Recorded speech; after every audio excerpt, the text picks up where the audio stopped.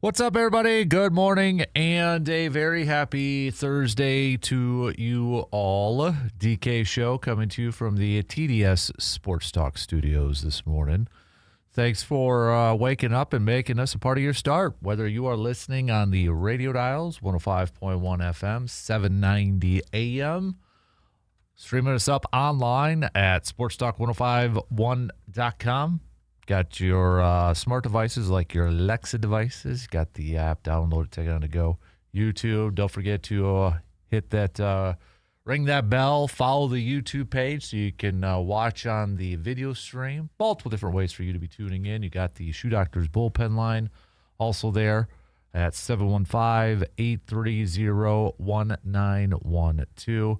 And then, of course, the Section 105 chat room that is up and rolling right now on our video stream. But again, a very happy Thursday to you all.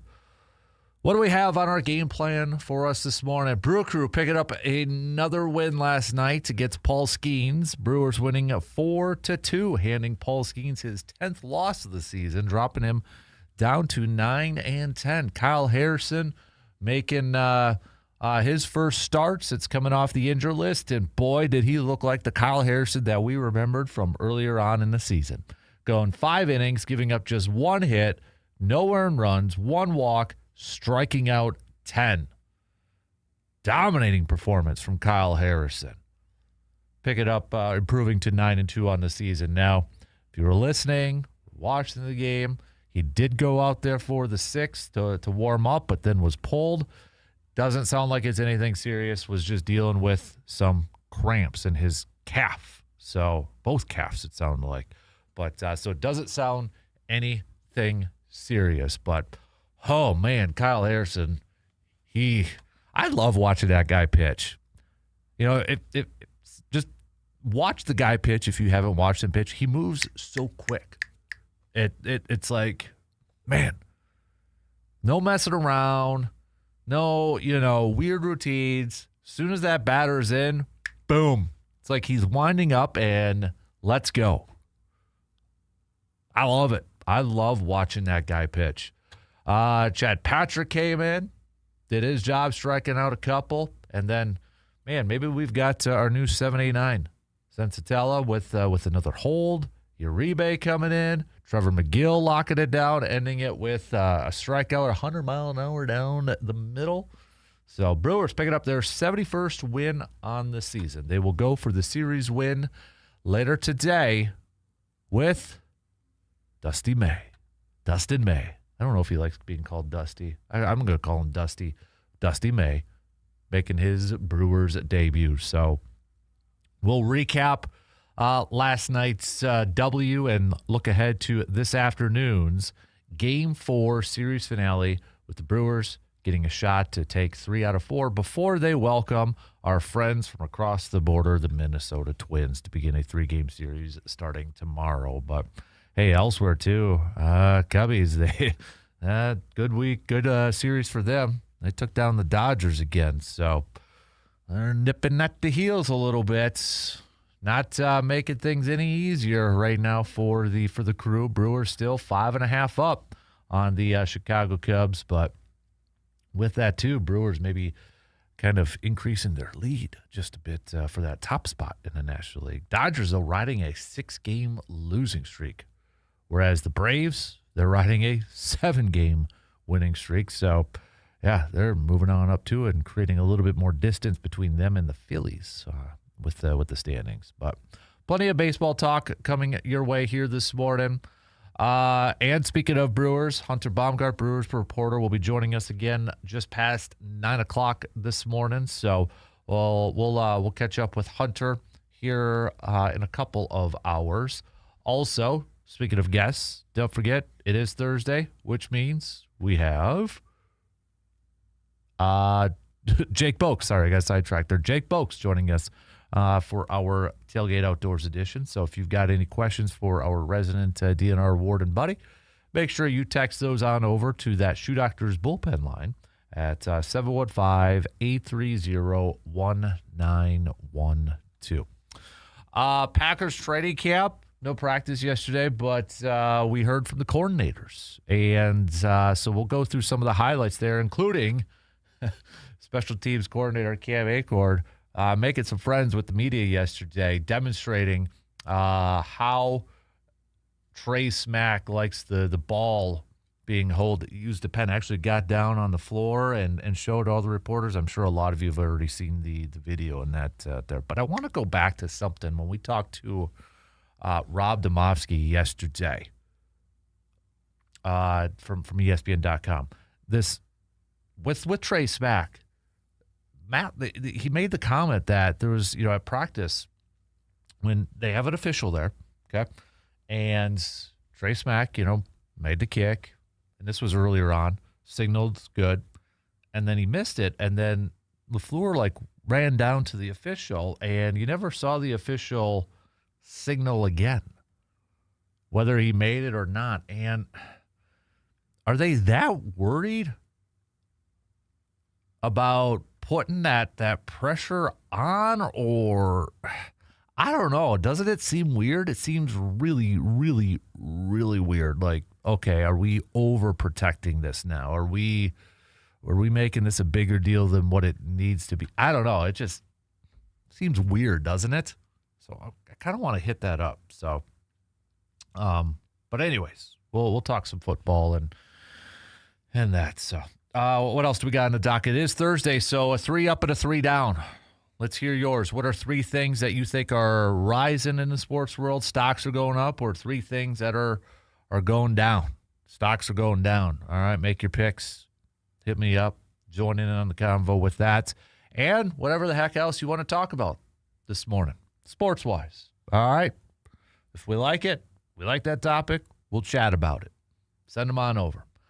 But let's get things going here this morning. We'll get the leadoff underway. We'll talk a little Brewers baseball to begin this morning, recapping last night's W, looking ahead to tonight's game, or this afternoon's game, looking for the series win. And, the other day we were talking about the Brewers starting pitching, and maybe we're still not giving them enough credit. And there's still maybe some numbers out there that kind of prove that. There's really good numbers when we know there's good numbers, but maybe there's another number out there stat-wise that just kind of tells us that the Brewers may be the top 3 with Mizorowski, Henderson, Kyle Harrison, 3 of the best starters in the entire National League. And do they have the top 3 numbers-wise? We'll kind of take a look at that. So, but, yeah, let's take our first break, and then we'll get the leadoff going here this morning. Talking some Brewers, talking some baseball. Another W last night. Kyle Harrison looked fantastic. We got the debut of Dusty May this afternoon. We'll be right back with the leadoff after these quick words.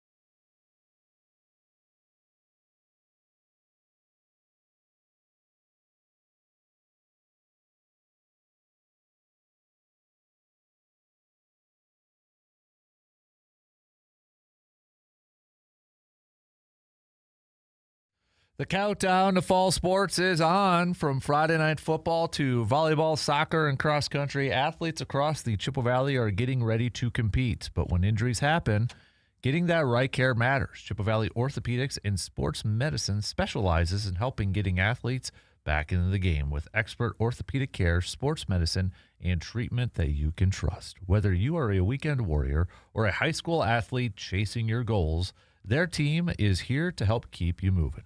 Chippewa Valley Orthopedics and Sports Medicine, your partner in staying active, healthy, and ready for the season ahead. All right, let's talk a little Brew Crew. Last night's the Brewers take it down. Paul Skeens and the Pittsburgh Pirates, a 4-2 victory. A little bit of a pitching back and forth there up until the bottom of the third. And how about that? Christian Yelich with a couple of hits last night, including getting the game's first RBI. So Christian Yelich coming in the clutch last night. Did strike out twice too, but nonetheless led the team in hits with his 2 hits last night. Just 4 total hits for the Brewers, but they were able to capitalize on some of those hits. So he had Contreras with the solo shot or with the home run too. So, but nonetheless, just enough. And then the pitching doing their part to hold off the Pittsburgh Pirates and pick up their 71st win on the season, and now put themselves in a position to win the series with a W today. Kyle Harrison making his first start since coming off of the injured list, and man, did he look like Kyle Harrison from early on in the season. 5 innings, 1 hit, 1 walk, no earned runs, 10 strikeouts. 10. Harrison threw 69 pitches overall. 50 of them were strikes. He did try to go out for the 6th, was pulled. Luckily, nothing serious, just dealing with some cramps in his calf muscles. So, but Yelly, that was awesome last night to see him collect a couple hits, including an RBI. He had Vaughn with a couple of RBIs too with his hit, but the story here is Kyle Harrison, I think, kind of pick it up where he kind of looked in May. I mean, the guy was awesome. And like I was saying a little bit earlier, I love watching this guy pitch. He works so fast and so smooth. Like his windup in that, I mean, it's not slow, it's quick. He's a fun pitcher to go out there and watch.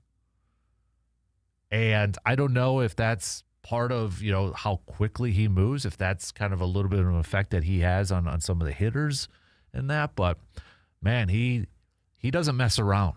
He goes right after it, goes out there and attacks. So he was awesome last night and is now 9-2 with a 2.84 ERA. You look at these 3 starters for the Brewers, and I'm looking at Mizorowski, Harrison, and Logan Henderson. NL starters with the highest K rate this season, a minimum of 50 innings. The highest K rate. Number 1, Jacob Mizorowski, 40.6%. Probably doesn't surprise a lot of people. Number 2, Logan Henderson, 32.3%. Number 3, almost tied, but number 3, Zach Wheeler, 31.3%. And then Kyle Harrison's right behind him, 4th at 31.1%. The Brewers' top 3 starting pitchers have 3 of the 4 are within the top 4 in K rate this season. And if you don't know what K rate is, it's the percentage of where a batter plate appearances or total batters faced that end in a strikeout. So think about that. Total batters faced, or the percentage of plate appearances that ends in a strikeout. Miz, Henderson, Harrison, 3 of the top 4 in the National League. when you look at, I mean, we just went through Kyle Harrison's numbers, but he's got a sub-3 ERA. He's 2.84 and 9-2 on the season. Logan Henderson, 6-1 with a 2.70 ERA this season. Jacob Mizorowski, 11-5 at a 1.63 ERA this season. You know, they may not have the names like the Dodgers do within their starting rotation. And the Dodgers, yes, they have great starters. But these three right now, when you look at it, numbers-wise, they need, from a performance standpoint, maybe, name me a better trio that's been going out there so far. I mean, if we just kind of look at it from an ERA standpoint, let's maybe kind of just narrow it down to a National League. Gosh darn, it's hard not to pick those three because Mizorowski's a leader in ERA at a 1.63. But then you got two other guys who are sub-3. Man. And then when you get to the postseason and you're going to be throwing these three, please, baseball gods, knock on wood, whatever we got to do, make sure these three are fresh and ready to go and they're healthy when it gets to the postseason. Please, please, all euchre up there, baseball gods, because if those three are healthy and those three are as fresh as they could possibly be, and you get into a 5-game series, 7-game series, 5-game series, you're probably feeling pretty good about your chances to win that thing. 7-game series, okay, there's 3 wins there, hopefully, and maybe figure out the fourth somewhere else. Maybe that's going to be Dusty May, who we're going to see tonight. I am optimistic on these starting pitchers for the Brewers for the rest of this regular season and getting into the postseason. I get it. I understand that, they're young, they're inexperienced, but maybe that's going to play in their favor a little bit too. They're young. They don't know any better. They don't know what it's about. They haven't really a ton of experience. They're not a veteran that's been there a few times and hasn't had any success, so they keep pressing. That's the glass half full approach. If you look at it from a glass half empty approach, you're like, yeah, no experience. They're going to be way too nervous so compared to a vet. I mean, I don't know. We'll see when we get to that point. But from a performance standpoint, from a number standpoint right now, Miz, Harrison, Logan Henderson, come on, you guys. These are 3 studs. These are 3 horses. And they're so dang fun to watch. And when they're up there on the mound, I don't care if it's Miz or Harrison or Henderson right now, if they are the starting pitcher for the Brewers, I feel really good about the Brewers' chances coming away with a W. They are, from what we have seen more times than not this year, those 3 have put their teams in a position to win ball games. With their performance, with their outings, more times than not. Yes, there's been some hiccup outings, of course. Every pitcher is going to have that. But more times than not, those 3 pitchers have done their part. And they have put the Brewers in a position to win the ball games that they're starting. That's all you ask for starters, to go out there and shut down the opposing offense. They have consistently done that. So, as we inch a little bit closer and closer to the regular season, I mean, is it the biggest question going to be the offense? I mean, the offense, okay, yeah, numbers-wise, they're still up there, but we know the home runs. But they're scoring runs. Which one do you have the most, maybe biggest question about as we, are into August and starting to wrap up this regular season. We're in this chase for the top seed and in the division. Don't overlook the Cubbies. They're playing some really good baseball. It's the biggest question mark, or where do you have the most amount of confidence? Is it the young pitchers? Is it the offense? They're leading in a lot of offensive categories except for the big one, home runs. Is that going to come back to bite them in the postseason? But you also got a pitching staff when you excuse me. When we look at this too for stat wise, let me bring it up here. A team, how many home runs has the Brewers given up? The Brewers have given up 26th most home runs. The teams that have given up the fewer home runs than the Brewers, Yankees, Giants, Red Sox, Tigers.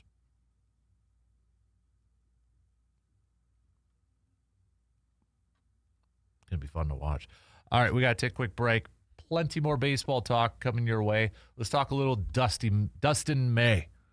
Dustin May making his Brewers debut tonight. Let's preview that coming up after these quick words.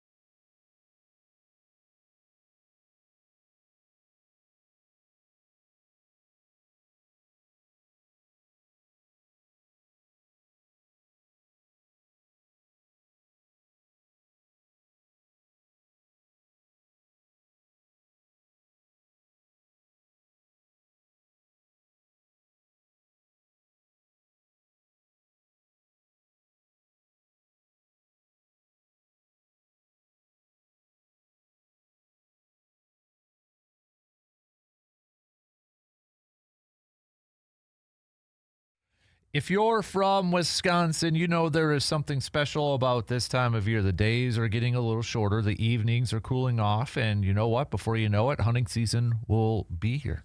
Maybe you stepped outside already early this morning. A little bit of a kind of a taste of fall chill there. That means now is the time to get your gear ready. Whether you need a new firearm, ammunition, or optics, or just some advice, make Tilden Gun your first stop. The folks at Tilden Gun aren't just there to sell you equipment. They're hunters too. They know what works. They're happy to answer your questions, and they'll make sure that you are ready long before opening morning arrives. So don't wait until the last minute. Stop by Tilden Gun, get geared up, and start counting down the days to another great Wisconsin fall. Tilden Gun, helping Wisconsin hunters make the most of every season. Best of luck, and be safe in the great outdoors. Brewers will wrap up this series with the Pirates this afternoon. 1:10 first pitch. You can check out the game on your radio dials, 105.1 FM and 790 AM. And we got Dustin May on the mound here for the Brewers, making his Brewers debut. And I'm definitely, intrigued about how this is good, because Dustin May's got some good stuff. And I think, from all the scouting reports and the analysts and the experts out there, just been a little inconsistent for the most part this season. We did see how well, when he is on, how well he can be when he pitched that no-no going against the Brewers in May. But you kind of look at his numbers, and in the month of July, in 6 games, he was 0-1 with a 4.62 ERA. But really, there was a couple games in there too that really throw off his ERA. That start on the second against Atlanta was not good. He didn't even get through the first and gave up 5 earned runs on 5 hits and a couple walks. Another game where he gave up 5 earned runs in 5 innings against the Diamondbacks. But other than that, he's coming off of a performance against the Cubbies back on the 29th. He went 5 innings, giving up just 1 hit, no earned runs. Before that, against Cincinnati, 6 innings, 1 earned run. He's had good numbers against Milwaukee this year, so at least Milwaukee doesn't have to face him here. But, this is a veteran that you're adding to the staff, a guy who's pitched for a while now. And when you look at it, he's been in the league since 2019. He's spent a big portion of his career with the Dodgers, was traded to Boston in 2025 last year with the Cardinals to begin this year. So I'm excited to see what he can bring to this ball club, because I think that fourth, if we kind of look at it from a playoff perspective, that fourth starting spot in the rotation is up for grabs. The top 3 are solidified, signed, sealed, and delivered. It's Miz, it's Harrison, it's Logan Henderson. Those 3. Now, I think it's between 3 guys. And I think the Brewers want Dustin May to take that 4th spot. Right now, it seems like the Brewers are going to go with the 6-man rotation here for a little bit, because they already announced some of their future starters. Drone's getting a start. Gosser's getting a start. And I'm glad they're doing that, trying to keep these starters as fresh as they possibly can and not overdo it when we get to the postseason. So I like that game plan. But I do think that 4th, if they go with a typical 4-man rotation when they get to the postseason, it's up there. It's there for the taking between Dustin May, even Shane Drone, and maybe Robert Gasser too.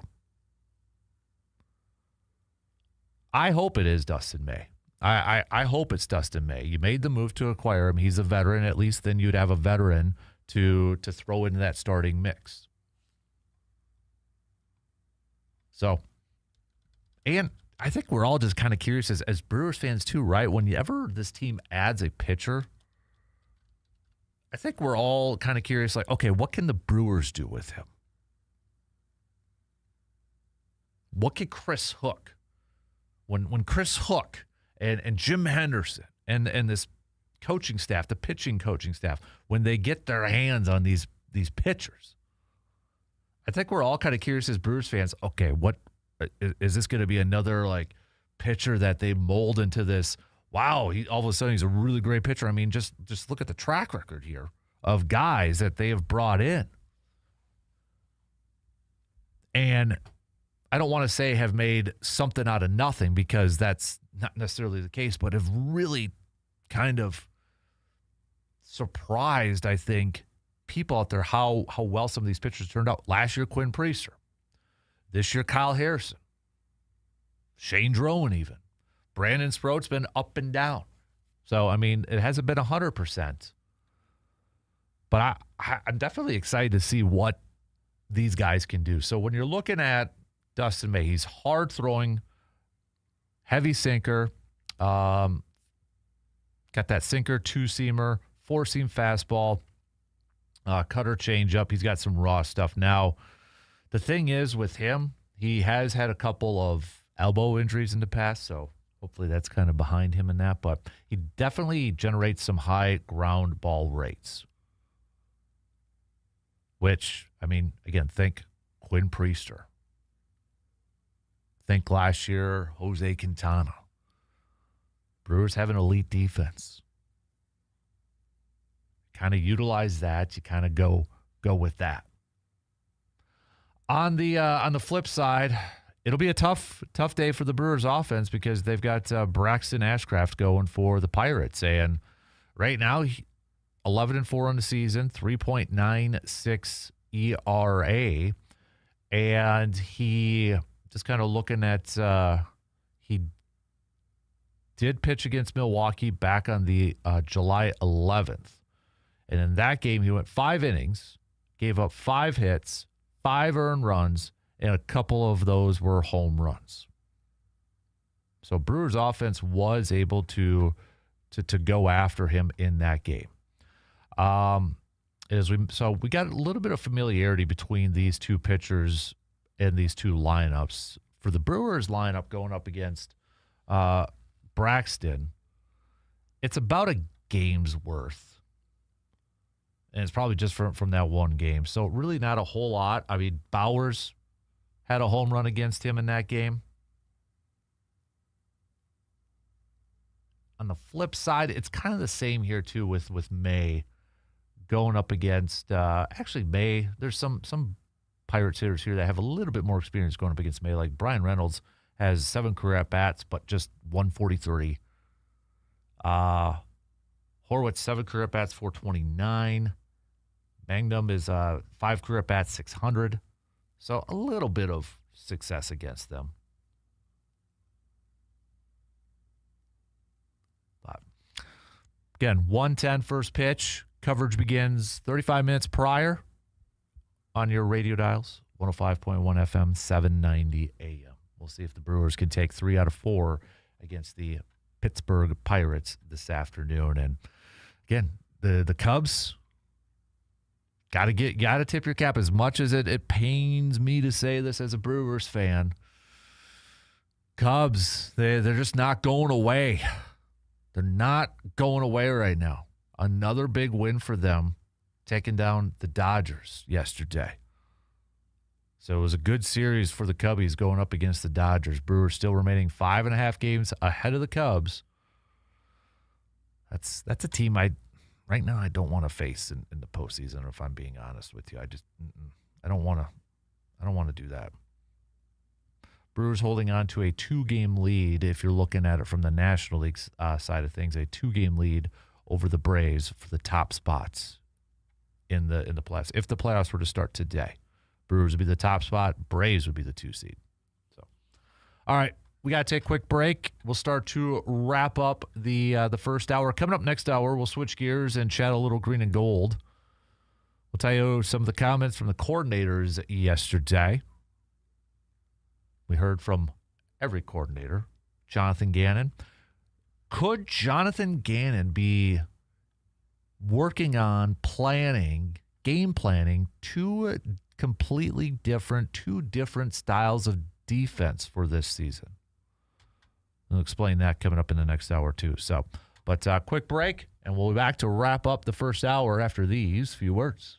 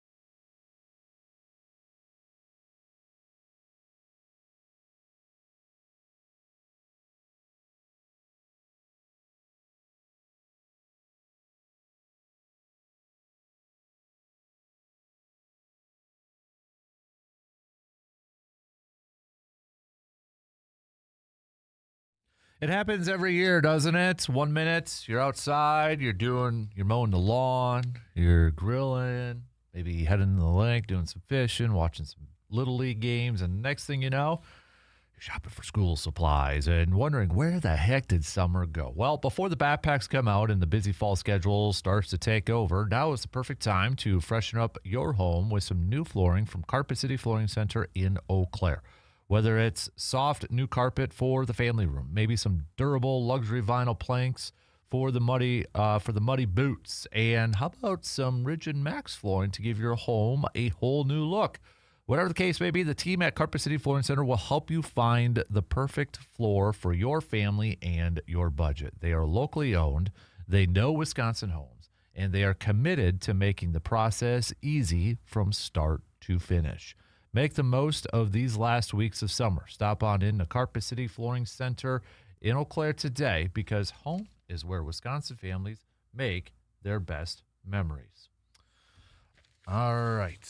Let's got about 10 minutes left to the top of the hour here. We've got a couple of Brewers texts to get to here. Derek says Kyle Harrison was awesome last night. I agree. I am really excited to see these top three pitchers continue for the rest of the regular season, but getting into the postseason. I think this is a group that is really special that still kind of gets overlooked outside of Jacob Misiorowski. We've got Jack that says Harrison was dominant last night. If we can get into the postseason with Miz, Henderson, and Harrison playing like they're playing right now, we can beat anybody. And then another message, don't have a name, can't give you any credit. Why is Joey Ortiz still not playing? And I know Adam McCulvey addressed it on social media. Adam McCulvey covers the Brewers, and he pretty much said, you're not going to like the answer, but it's the answer. And it's really, it's matchups. As he said, quote, they play Hamilton against right-handers with a certain pitch mix and Ortiz against some righties and all lefties. It's fair to disagree with that strategy because Ortiz has been so hot, but that is the reason. You know what? Ortiz can continue to push the narrative, put the pressure on, Pat Murphy and the Brewers.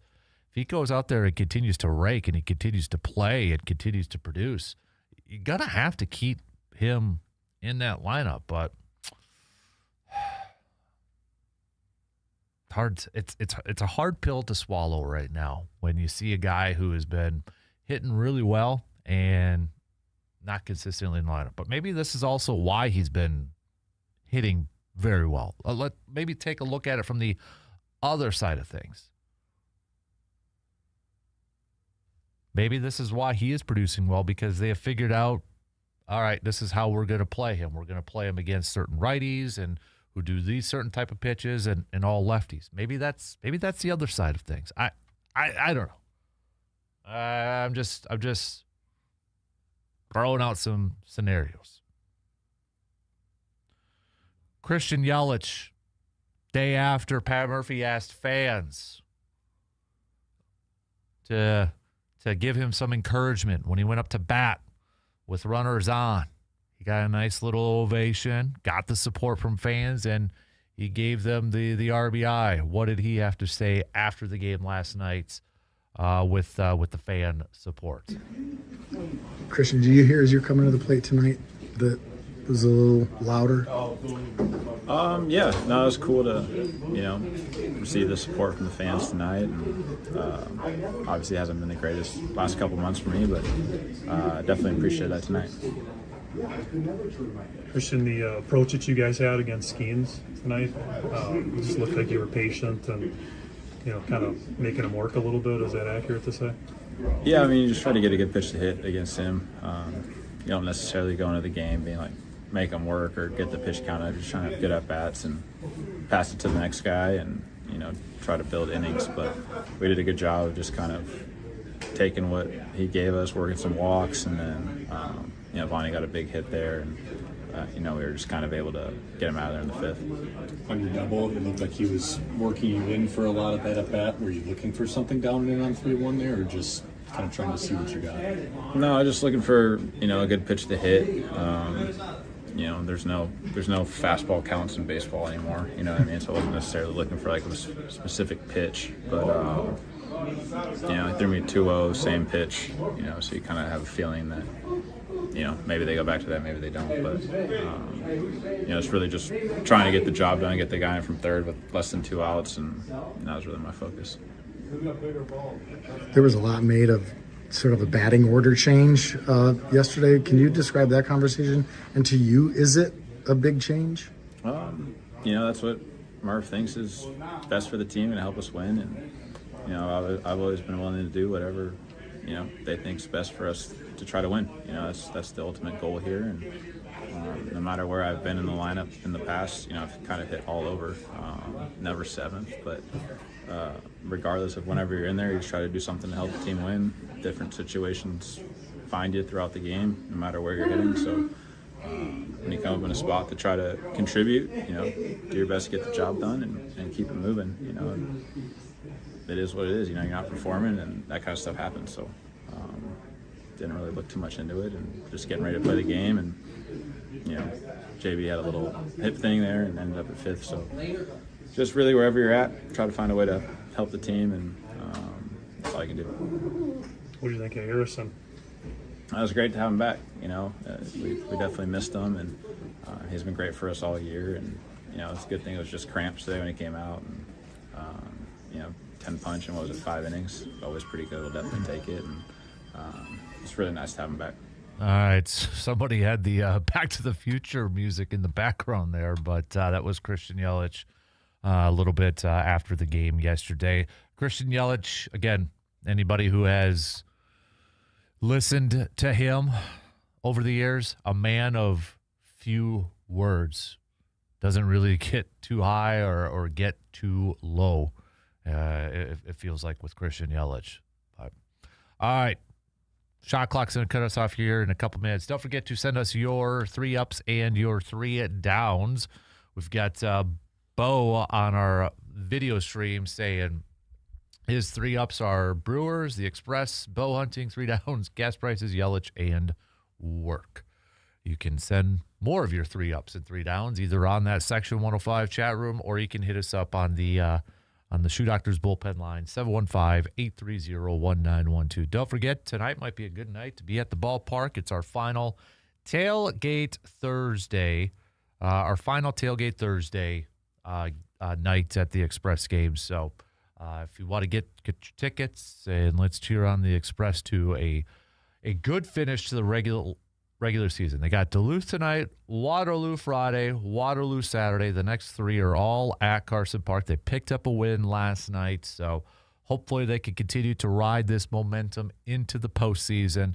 Let's do our part as fans, and let's pack up Carson Park and cheer them on to victory. But tonight will be the last night for the Tailgate Thursday event. It's a busy couple days here. We got that, and then, of course, tomorrow, the Kasper Classic. The 6th annual Kasper Classic will tee off at Lake Hallie Golf Course. So, again, just as a reminder, we won't have a show tomorrow because of the golf outing, but we'll be over there, and should be a fun time. Hopefully, I know they were talking about possibly maybe a little bit of rain in the afternoon, but hopefully that rain will wait till we're done after the 1 o'clock group. So, rain, please hold off for just a little bit. So, all right, next hour, we're going to talk some green and gold. We heard from the coordinators yesterday. That's Adam Stetovich. That's Jonathan Gannon. That's Cam Acorn. What did they have to say? Some of the comments, some of the quotes. And I want to talk a little Trey Smack. And I want to talk a little bit about, speaking of Jonathan Gannon, is it possible that Gannon might be planning 2 different types of defenses this year for the Packers? Is it possible? I'll explain that coming up in the next hour or two. So Hey, whatever else is on your mind, though, sports-wise, send it on over. We're an open book. If it's a good topic, if it's a good question, we'll throw it out there for the rest of the listeners to chime in. Don't be shy. Don't be nervous. Okay, send those on over. All right, shot clock's going to cut us off, so we've got some news updates, and we'll be back to kick off the second hour talking a little football after these quick words.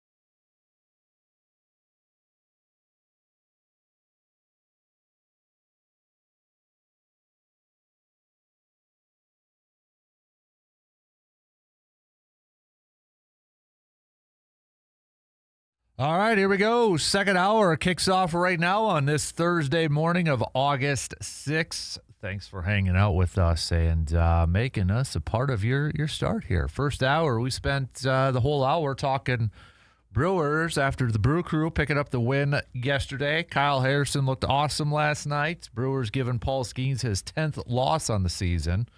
Brewers will try to go for the series win later this afternoon with Dustin May making his debut for the Brewers. So we'll get back to plenty more Brewers talk. We got Hunter Baumgardt joining us just past 9 o'clock, Brewers reporter. So we'll get his thoughts on post-trade deadline and the performance from Kyle Harrison last night. Got that on the way. We got Jake Boakes, DNR warden, joining us at 8:30. So if you have any hunting, fishing, outdoor-related questions, please text those on over to that Shoe Doctor's bullpen line at 715-830-1912. Let's kick off this hour chatting some football. So yesterday we got to hear from the coordinators for the first time this since training camp has began.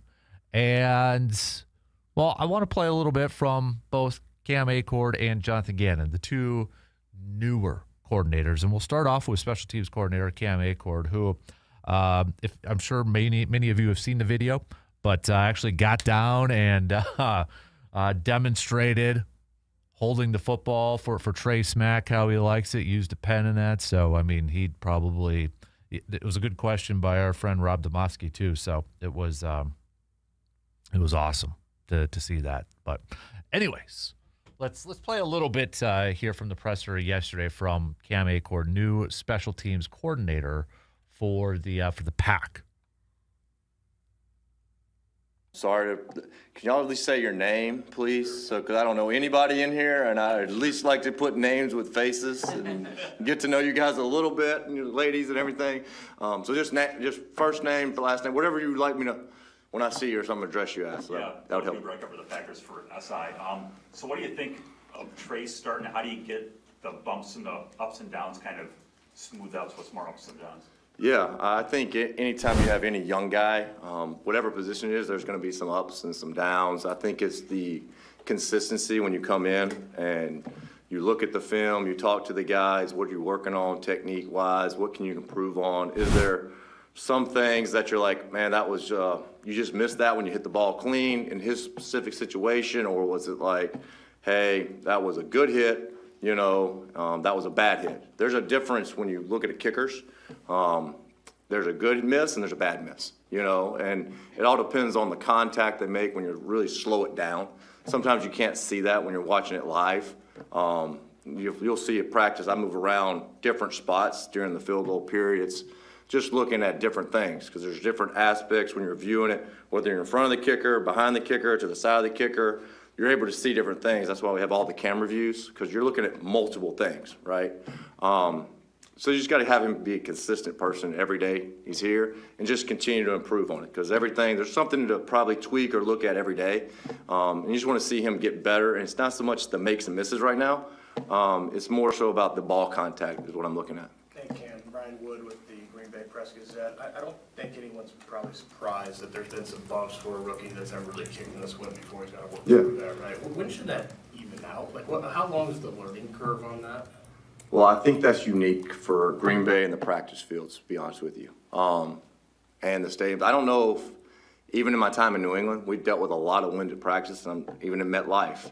First off, you're dealing with the wind dynamics, and it's been really great for me and him and all the specialists, is when we go to practice, the wind is there. But when we go into Lambeau and do walkthroughs and stuff, honestly, I look at the wind there and I look at it at night, and then we go in there and it's like, wow, you don't feel anything. So I don't put as much stock on the practice stuff as I will in the stadium stuff. Even kicking in there and those elements, because it's totally different. A headwind 12 miles an hour outside with gusts of 25 really feels like a light breeze almost inside. Whereas at practice, you're out there and you're looking at the flags and it's moving and you're like, whoo, it's a tough day to kick. So it's good to have those. So I think a lot of times at practice, the results may not be what we want them to be or not as good as they could be or whatever it may be, but putting guys in tough situations, kicking into it, and then going inside and seeing it's not as windy as it's going to be. So I think at practice, I think it's really good that we do have the wind we have. whether it's the northeast, southeast, and it's going different directions. And then we have the indoor, right? So it's coming off, and it's actually different, and that's what goes through learning the ball, learning how the what wind's playing every day. So I would say, like, I'm going to put more stock into game days and stuff like that. And then when we kick in stadiums, I think that's where it's going to be. And then the growth of it is he contacting the ball better? It's not so much is he hitting the ball and we're 9 for 9, whatever, or we were 3 for 4. I've been around kickers that went 9 for 9 and had a terrible day. When you look at the film that day, you're like, I really didn't hit the ball good. They went 3 for 4 or whatever, or 3 for 5. And it's like, well, at least you struck the ball well, and we knew we were missing. So it's a lot of when you watch the film where it was. But obviously in the stadiums, working together, you hope, obviously you're making more kicks there. But I think there's more value in that than what we're doing on the practice field. Hey, Kim, Rob Domofsky from ESPN. Matt said, LaFleur said yesterday that Trey likes the ball held a little differently than Brandon did maybe, and Daniel's obviously got to adjust to that. How does he like it held? So, here we go. Oh, this is going to be awesome. So each kicker is different, right? Everybody see? Right? This is my football. All right, but each kicker is different, and it all depends on how they strike the ball. But playing in wind and elements and stuff like that, and again, a lot of guys like the ball straight up and down. Everybody with me on this? Okay? All right. However, when you're playing in wind, and it also depends on whether the wind's in your face, right to left to right, right? So if you want to drive the ball through the wind and not move it, you have to lean it forward a little bit, okay? So most guys that kick in weather have a forward wind lean. Now, after that, it depends on whether it's left or right, whether I'm going to slightly lean it into me or it's just a forward lean with no lean into the holder. So when like Daniel's out there and we're talking and we're doing the wind, it's like, hey, we're just going ball down, a little forward here. Or the next day, maybe, hey, ball's down, but also slightly into you a little bit. So each kicker's different, but what you work on more when you play an element stuff is a little bit more of a forward lean, and then it may be straight and it may be into it, okay? What that allows, and some kickers actually have like into them small, into them big, okay? 2 different into the leans. That's where like Daniel working with him, it's here and it's into him small, medium, whatever it may be. Because what happens with the kicker is, it allows them by adjusting the football to not actually change their swing. You're moving the football and the lean, so when the guy goes to actually kick the ball and make contact, he's making the same contact and he's letting the lean of the football do the work for him. So that's a lot of the stuff we're working on in practice, and that's what's really good about our practice field is because the wind is going to be so different every day. Does that make sense? So like now it's a lean into, out to, and now we're working together, and the more reps we can get out there in that wing, it's going to really help us. Is that? I couldn't ask for a better explanation. Okay, all right. That's Cam Acord, Packers special teams coordinator, and dude would make a great teacher. I mean, coaches are teachers, but I mean the amount of detail he went into, the demonstrations that he was kind of explaining of holding the football. We just hope that it translates on the field, right? I mean, it kind of feels like maybe this is the perfect coach for a rookie kicker here. But it goes, he made something. He was talking about the wind on the practice field and not putting a lot of stock in, the makes or misses right now in the practice field, and mostly about is he making good contact on the football. And I wonder if that relates a lot to what Rob Domofsky, who had asked that last question, was when he was on the show with us yesterday. And he said, there was a point in practice early on when Smack missed a field goal. Matt LaFleur ran down and told the officials not to signal good or no good. I don't know if that correlates to where they aren't focused on that right now and just maybe focused on making contact with the football, and that's what they want Trey Smack to focus on. I don't know. It's different. It's kind of weird. I think at some point, you just got to be like, okay, is it good or not? And put the officials out there. I mean, kickers, you got to be mentally tough in this thing, regardless. You got to be mentally tough. So I don't know how much you can shield them and cater to them and say, okay, we're not going to tell you if you made it or miss it. Just okay, initially, maybe the first week, focus on how you're kicking the ball, the placement, the angles, figuring that out because it is different. Daniel Whalen is getting adjusted to it too, so the whole operation's different. But at some point, you got to be a big boy. And got to be like, oh, yeah, you're missing, you're making, whatever it may be. I don't know. I'm kind of spitballing here with that. Let's take a quick break, and we're going to hear from Packers defensive coordinator Jonathan Gannon. We've been hearing some good stuff out of training camp so far in the first week about this defense, this blitzing defense. Is it possible that Jonathan Gannon might actually have two different styles of defense he might be playing this year? We'll hear from him, and we'll talk about that coming up after these quick words.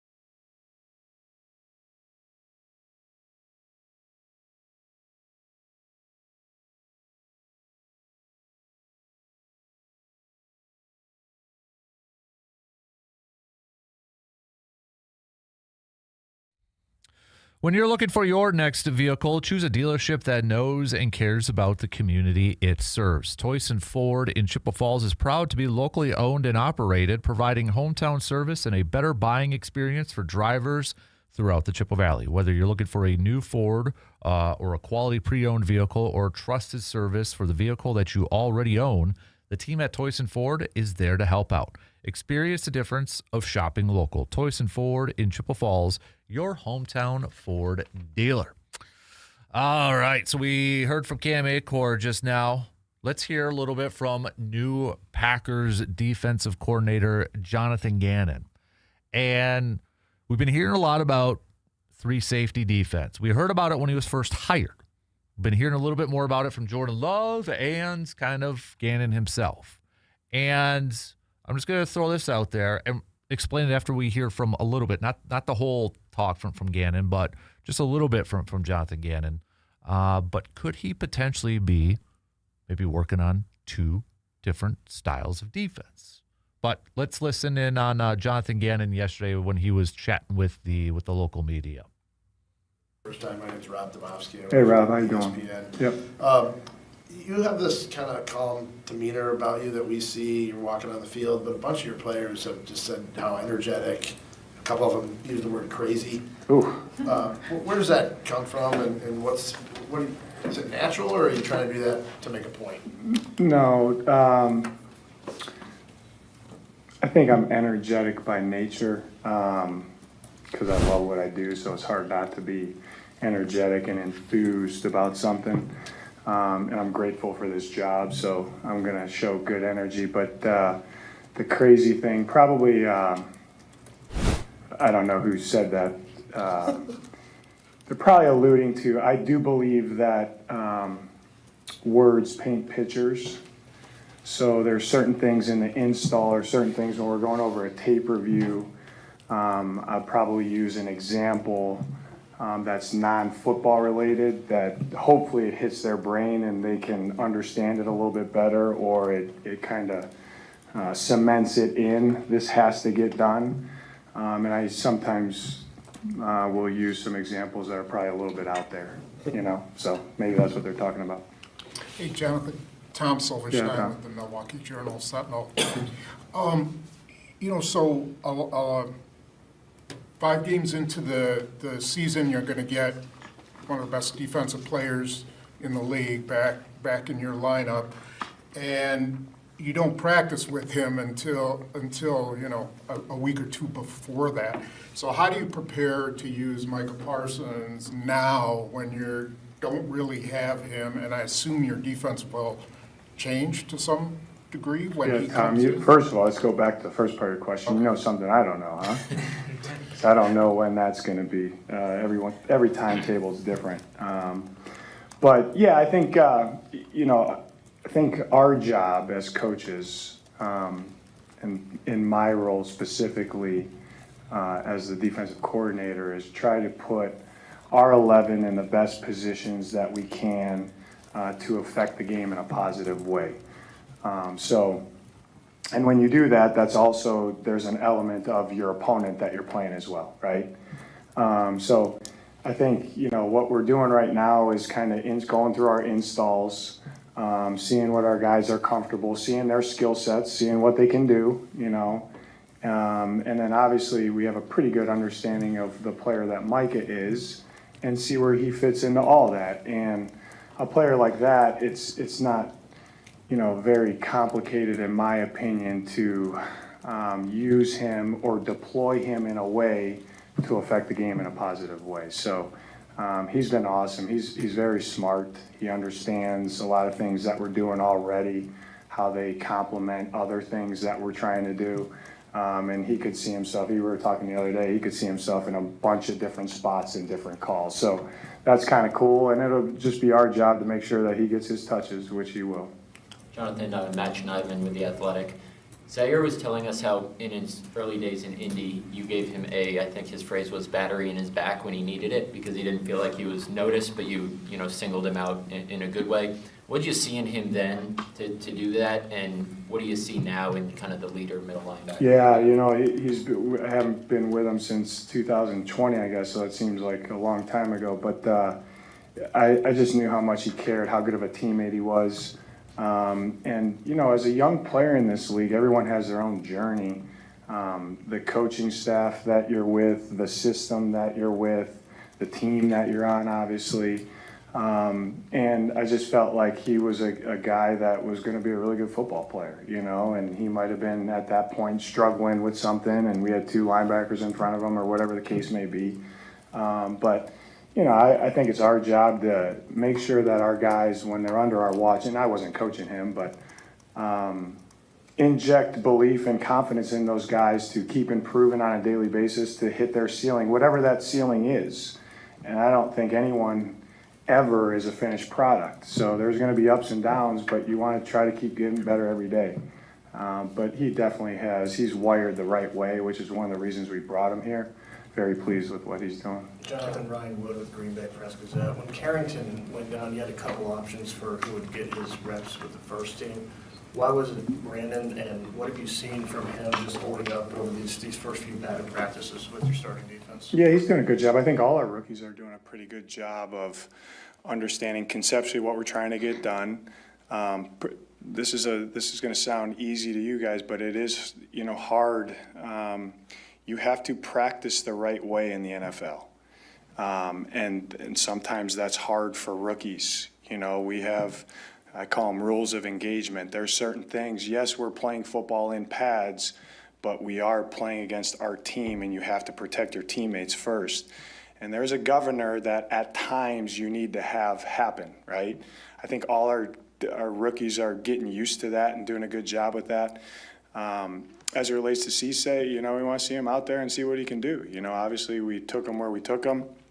He's got the skill set that we're looking for. And he's a good guy that is he's doing a good job of when he makes mistakes are going to happen, especially for a lot of young guys in a new scheme, right? This is a new scheme for him, as it is all our guys. Mistakes are okay, just don't make it the same time, you know, the same mistake again. And I think all our rookies are doing a good job of that. Along the rookie lineup, Bill Huber from Yeah, Bill. on the side. Sticking with the rookie theme, I'm sure you played a bunch of them in your career. What's a challenge when you have, I mean, it looks like Brandon and Chris and Denai all could have pretty big roles right off the bat. What is a challenge for you as a coordinator to be, I'll say leaning on, but those guys are going to be out there quite a bit? You know, no challenge. I think it's, you know, for rookies, you know, I always say, I feel like rookies it's their hardest year in the NFL, because if you go back from a year from now, if you look at the scope of what they've done through their college season, all-star games, bowl games, all-star games, combine, pro day, draft, OTAs, little bit of time off, which is really no time off, training camp, it's a lot. You know, they really haven't had a break. So when people talk about the rookie wall, I think that's what they're talking. Oh, and then, by the way, go play 17 games. You know, really 3 preseason games and then 17 games. So it's a long time for those guys to be locked in. I think, you know, their brain has to work extremely well. You know, that's one of the challenges for rookies, not just schematically in football, just from a standpoint of their recovery and their health, truthfully. So, like I said, I think our guys are doing a good job, and if they deserve to be out there and play, they're going to play. Hey, Jonathan. Paul Brettel, Wisconsin State Journal. Since arriving here, seeing Barron Sorrell, getting to know him, what have you kind of learned about his game on the practice field and kind of where he can fit within what you want? Yeah, he doesn't make a lot of mistakes. He's a great teammate. He's tough as nails, and he can make a bunch of plays, you know, and I think, you know, it's been cool to see his versatility. We're trying a bunch of guys out at a bunch of different spots, and he can do a lot of things, which is good. Hey, Jonathan. I'm Dominique Yates, also with the Journal-Sentinel. For a guy like Lucas Van Ness, you know, what have been your impressions of him throughout camp in this offseason, and I guess what challenges have you brought forth to him heading into this year? Yeah, it's just like all of our players, you know, consistency is key, you know. Matt and I talked about this. I talked to the defense. I told you guys I'm not a huge quote guy, but I'll give one or two over a course of a month. And the first one I said, and I do believe this in training camp, it's like intensity makes for a good story, consistency makes for good results. And what you're saying is well, anybody can go work out for 3 hours one day and then they don't work out for a week and they're not in shape, right? Where if the guy that works out 30 minutes a day for 7 days in a row, he's probably going to be in better shape, right? Our guys, like, okay, we have a standard that we want to play. One day to do it's great. Can you do it day 3, 4, so on and so forth? So that was my challenge to Lucas, and he's done a good job of responding to that, you know, and he's been working on some things with DeMarcus, and he's in a good spot. All right, so that's just a little bit from Jonathan Gannon, new Packers defensive coordinator yesterday. And, you know, talk about Micah Parsons. Obviously, he's going to be missing some time early on, and whether it's first 5 games, 4 games, whatever. We know he's going to be missing a few games. And so the big question is, okay, how does Green Bay generate some pressure? How do they play defense without Micah Parsons? And we keep hearing a lot about Jonathan Gannon's 3 safeties. You know, he's used it with Arizona and like Buda Baker and that. And Jordan Rodriguez has a really good piece on The Athletic. And she was in Green Bay. And this is from yesterday. And she has a piece where she says, I think Jonathan Gannon is designing 2 defenses with overlap, pre-Parsons and one with Parsons. 3 safety looks, blitzes, and creative movement will be key early on. Javon Bullard, others as move players, echoes Gannon's previous work, but pressure design is new. And this is just a little bit from her piece. She said Gannon, Arizona defensive coordinator Nick Rallis, also did some funky schematic things with versatile defensive back Buda Baker, especially in 2024 when Baker played safety, nickel, linebacker, outside linebacker, and even 8 snaps of outside corner. Gannon is not adverse to putting a larger slot defender in that hybrid big nickel / Buffalo nickel / star role repopularized over the last few years by Vic Fangio, Mike McDonald, and others to counter today's big slot tight end dominant defenses or offenses. Nor is he adverse to moving players around. The cloudier for the quarterback, the better. If sacks aren't easy to come by, making the quarterback hesitate because of the pressure or simulated pressure and then throw into murky, aggressive coverage may force errors. Because the Packers' safety group is such a strength, Gannon won't be shy about putting a safety in that inside role. Bullard, the 2024 second-round pick, is a strong candidate and therefore utilizing more 3 safety looks. Bullard's feel for space and ability to, quote, flip his brain, a term that Matt LaFleur likes to use, from role to role across the box and defensive backfield in coordination with the movement of fellow safeties Xavier McKinney and Williams was exciting to watch.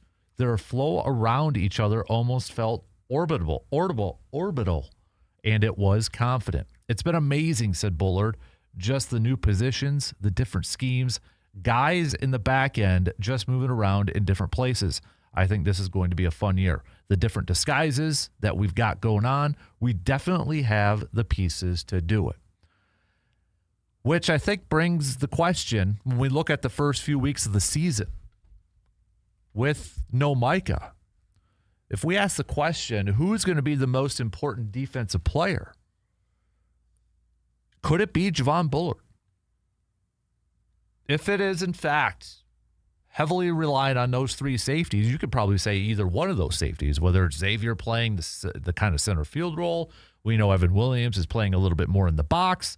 But if Javon Bullard is kind of that, maybe the Buda Baker of this defense, could one make the case that Javon Bullard might be one of the more important players on this defense, pre and post Micah Parsons' return? Is it a little bit more risky when you're going to have corner blitzes? Of course, 100%. But it also maybe makes a little bit more sense, too, with, and I'm not saying it was a bad signing or questionable signing at the beginning, but Benjamin St. Juste, who has primarily been a nickel corner, slot corner. All right, if you're going to be using or utilizing Javon Bullard across the field a little bit more, you insert Benjamin St. Juste as that more typical nickel corner then. And then you open up Bullard as possibly being that kind of a Swiss Army type of player on the defensive side. And remember, Benjamin St. Juste, he's a bigger corner too. He's 6'3". I know we're only a week and a day into camp, but I'm a little bit more intrigued with what we could see from this defense with a lot of these disguises. And, I know when Jonathan Gannon was first hired, Matt LaFleur kind of said, preparing for Arizona and that style of defense the last couple of years was one of the more challenging things from an offensive standpoint. And Jordan Love echoed that a couple days ago, too, when he was doing his interview with Kay Adams. Just with all the different disguises and trying to dissect where pressure is going to come from, what kind of coverage they were going to have. And when you look at the Packers' schedule coming up here, when you open up the season, the unique thing is your first game is against Kyler Murray. Where's Kyler Murray? Who was his head coach the last couple of years? Jonathan Gannon. And if, in fact, Kyler Murray is a starter, which he probably is. So Kyler Murray practiced against that a couple of years. He might be a little familiar with it. But then you throw in Geno Smith with the Jets. Maybe a Tua, maybe a Michael Penix Jr. with the Falcons. Baker Mayfield with Tampa Bay. And then Caleb Williams with Chicago. Trying to confuse those quarterbacks. Trying to disguise some coverages or disguise where the blitz is going to come. Those are quarterbacks who have been prone to turn the ball over. You can very well see that being the game plan. And then when Micah Parsons comes back, you probably still have elements of that, but then you add one of the best, most premier pass rushers in the league to that. Yeah, it's hard not to get excited. But like with everything, you got to prove it on the field first. It's got to happen on the field first. But maybe Javon Bullard might be a little bit more of a key defensive player this year than what we initially thought. We got to take a quick break. Plenty more to get to coming up after these quick words.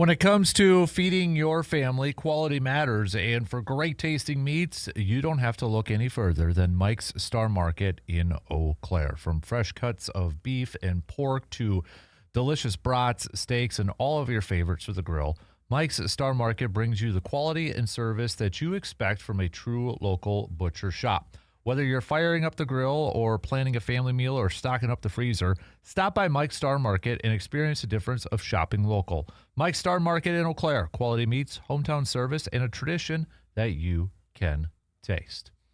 Zach,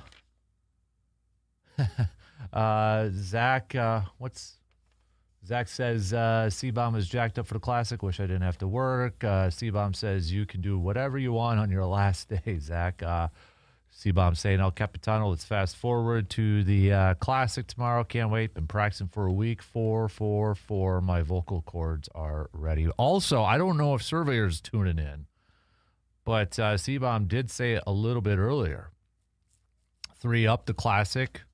Cam Acord, the Brewers. 3 down, Surveyor Sam, his partner Nate, and the rest of the field of the Classic. So Surveyor's been a little quiet this week. I think I've only gotten like 1 text from him, so maybe he's in the darkness getting prepared for the tournaments starting tomorrow. He'd be on the course in a little less than 24 hours from now. But we got a few messages here talking about Jonathan Gannon. Ben says, interesting to hear about the 3 safety concept and how vital Javon Bullard might be for the Packers.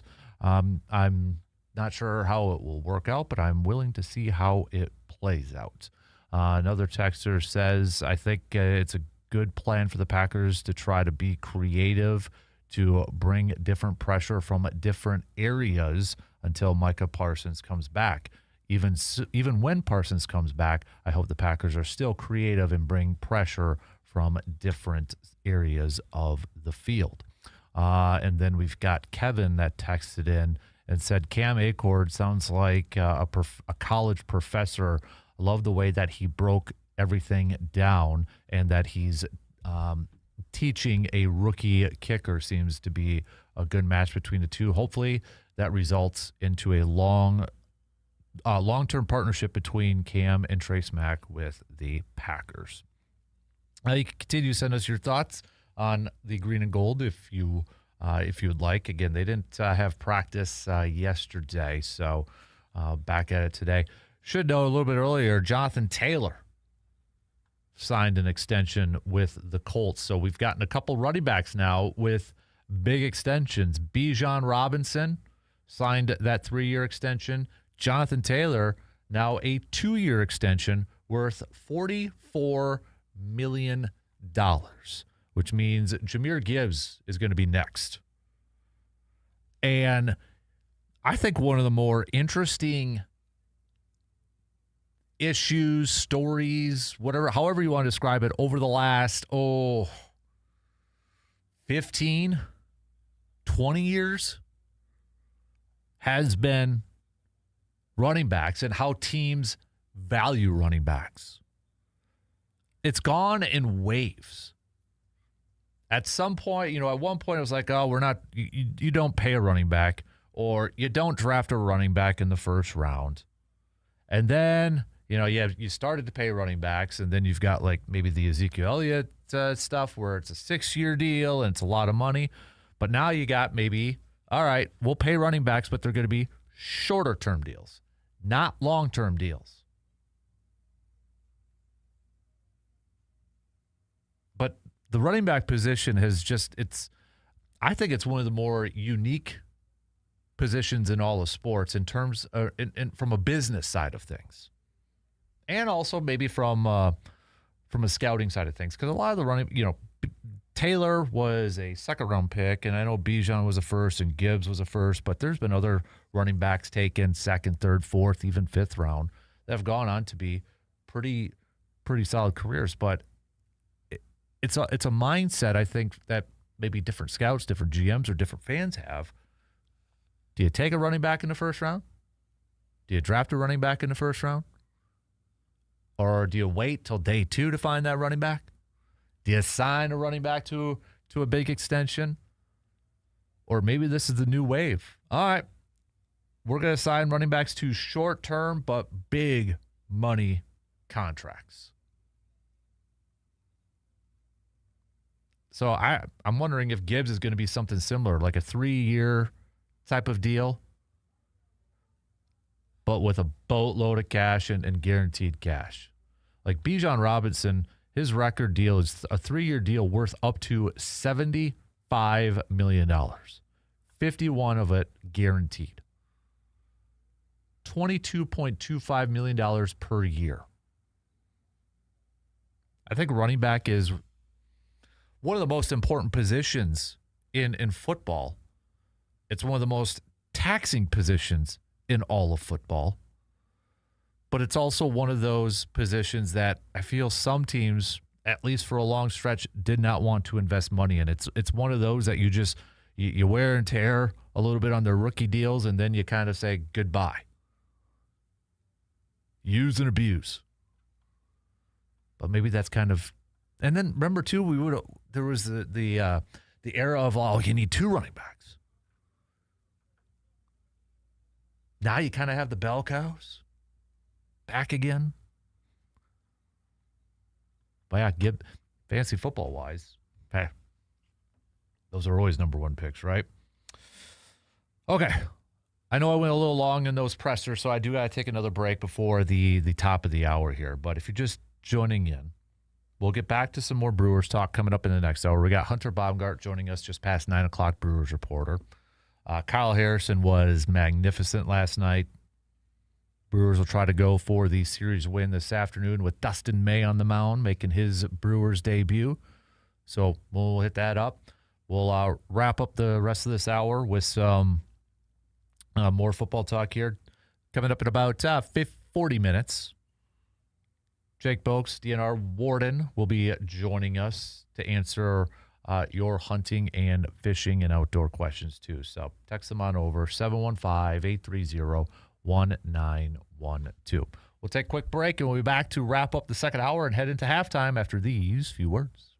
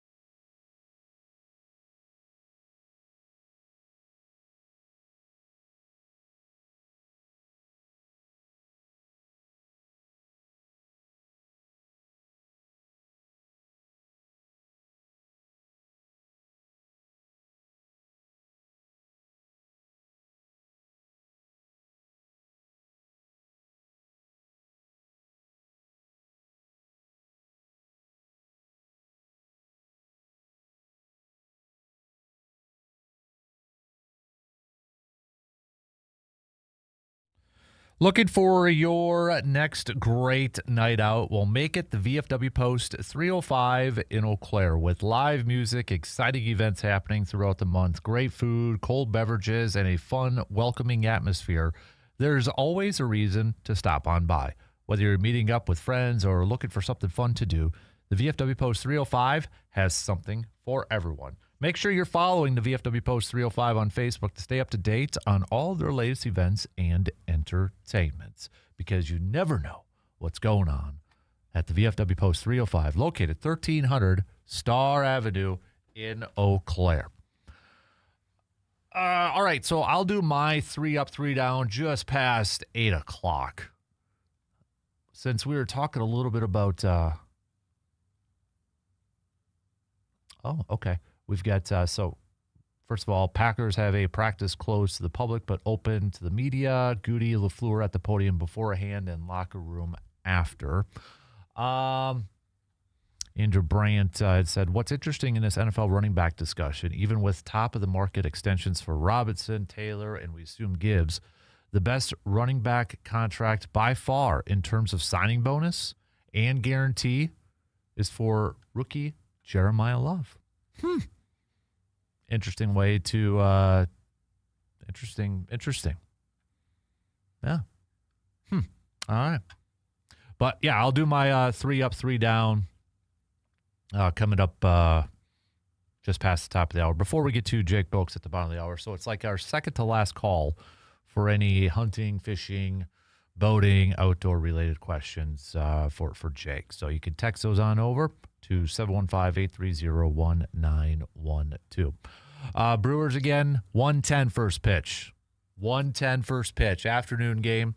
Coverage will begin on your radio dials of 105.1 FM, 790 AM, 35 minutes prior. Dusty May, making his Brewers debut. So we'll get to see him in action today and hopefully makes a really good first impression. But I want to throw this out there for your consideration, Brewers fans, okay?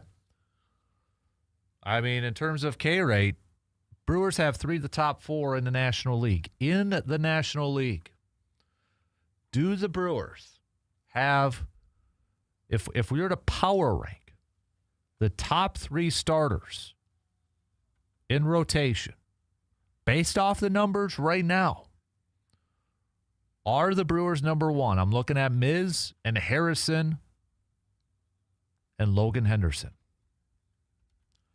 Based off the stats, based off the numbers, based off the performance, do the Brewers have the top trio? Or are you like, nope, it's the Dodgers with Skubal, Yamamoto, you throw in Ohtani, Snell, Tyler Glasnow, but they're a little bit banged up. So, like right now, currently, at this point in time, would you give it to the Brewers? Or if not, who else? Maybe you still do with the Dodgers. Heck, maybe not just the National League, but the entire majors. I mean, if you look at the Braves or even, the Phillies, okay, Sanchez is there. You got Zach Wheeler and Jesus Luzardo, Aaron Nola. Braves is Chris Sale, but then Perez and Elder. That far-fetched to say that the Brewers right now have the best trio if it's Miz, Logan, and Harrison. Yay or nay? All right, shot clock's going to cut me off, so we are going to be at halftime, and we'll kick off the next hour with a little 3 up, 3 down, and we'll get back to some more baseball talk, plus Jake Boaks at the bottom of the hour. Quick break. We'll be right back after these news updates.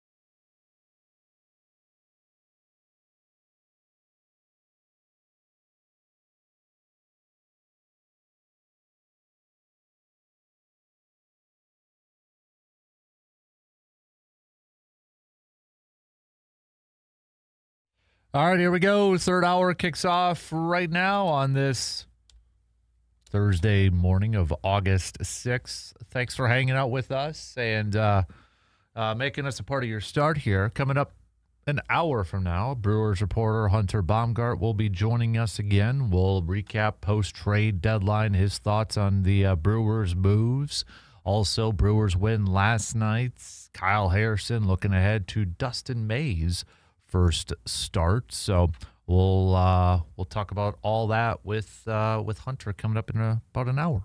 At the bottom of this hour, though, so in about 25 minutes, we'll chat with Jake Boakes, conservation warden for the state of Wisconsin. So second to final call. Second to final call if you have any hunting, fishing, outdoor related questions for him. Please text those on over to that Shoe Doctor's bullpen line at 715-830-1912. Don't forget tonight, Express, our final Tailgate Thursday night tonight. So grab your tickets to the Express game. Let's pack Carson Park.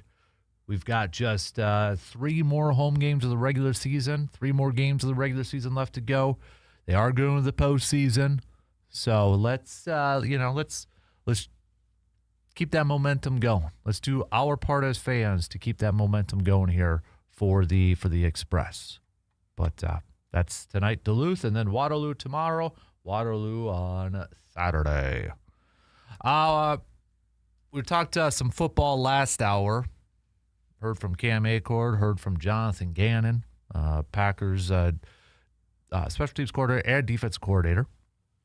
Packers have a closed practice today, but Goody and Matt LaFleur are expected to address the media beforehand. So if it does pop up before we're off the air, we'll keep you posted on anything that may, I guess, be newsworthy in that. But I want to kick off this hour with my 3 up and 3 down. Let's start off with my 3 up. First off, Logan Henderson. Logan Henderson the other night had a great game. Great comment about wanting to be a Brewer and thanked Matt Arnold for not, trading him. But against the Pirates, 6 innings, gave up a couple solo shots, 8 Ks. Logan Henderson 6-1 on the season with a 2.70 ERA. Guy's pitching really well here as of late. Stock is up. Number 2, his teammate Kyle Harrison. Kyle Harrison last night coming off the injured list, and he looked phenomenal. Absolutely phenomenal.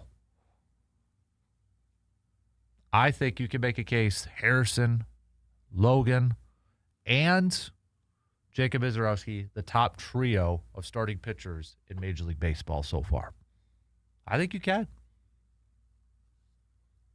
And then just to change it up, you could do Brewers overall, but I'll just change it up. If you're a young running back and you've just been balling as of late, you're going to get paid. You're going to get paid a lot of money. So I'm going to go running backs. For my 3 down,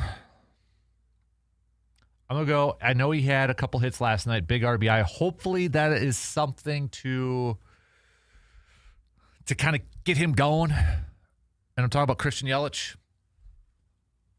But Christian Yelich, I got to put on the down list right now because he hasn't been playing that well. Good game last night with a couple hits in the RBI, but we got to start stacking that. It's got to be more of a consistent thing now. My other down, I'm going to right now because they're not playing the greatest. So I gotta throw them in there. Dodgers. They're riding a 6-game losing streak right now. So put them down. If the playoffs started today, they'd be the 3 seed in the National League. I don't think they're panicking. I don't think they're concerned. But for this point, for our 3 up and 3 down, I got to put them in there. And one more for my down. Just from what I've seen from the videos and and some of the thoughts. Now, this isn't probably I don't have probably everything in front, but it sure looks like Keyshawn Nixon, he's been a little concerned. We need Keyshawn to be playing at a high level this year, and from some of the videos that I've seen, I don't know. I'm going to put it down. I'm going to put it that he's down. The ups were definitely easier. I could have gone Brandon. I could have gone a few different things here too, but I'll go Keyshawn Nixon. So that's my 3 up and 3 down. If you want to participate in 3 up and 3 down, you can send them on over. Okay, you can also join in on the Section 105 chat, where it looks like we've got a few people talking back and forth in there too. Brewers, Dustin May. What has me excited about Dustin May coming over to the Brewers is what could the Brewers do with this veteran pitcher that maybe the Cardinals could do or maybe the Dodgers couldn't do? Is there something that Chris Hook, Jim Henderson, this group could kind of untap or really focus on? There's been so many examples, so many cases of the Brewers bringing in a pitcher and the Brewers turning them into a really good starter or a really good pitcher. Really, and I think they really focus on, okay, what does this guy do well? And how can we maybe make it better? How can we go out there and continue, or how can we go out there and help improve this guy? We saw it with Quinn Priester last year. We've seen it with Kyle Harrison this year. We've seen the growth from Logan Henderson. We've seen the jump from Jacob Mizorowski, for crying out loud. So that's what has me excited to see what Dustin May, how he can perform with this group. And then you factor in, we've said it many times, don't overlook the fact that, and maybe he won't catch today, I'm not sure, but, Contreras or even Sanchez. I think having either of those guys, a little bit more Contreras, but having those guys and how much they have really helped out this pitching staff this year has been remarkable. And I think it goes overlooked. They don't get enough credit for what they do, for how much they're working with that young pitching staff. It's a two-way street. A lot of the credit, a lot of the attention goes on the pitchers. When things are going great, it's the pitchers. When things are going bad, it's the pitchers. But we got to give them some credit too, I think, to those catchers for how well they have been working with some of these younger pitchers and some of these inexperienced pitchers. Contreras has been right there with it, even Gary Sanchez too. They deserve a ton of credit. So that's what has me excited to see what Dustin May can do with this group, with this coaching staff, and with those catchers. He's got talent. There's no question about it. He's got talent. The biggest thing for him has just been maybe a little inconsistency at times. Can the Brewers rein that in? Can they do it? We'll get our first glimpse this afternoon. Let's talk some more Brewers. We got to take a quick break, but we'll be back here in just a couple minutes.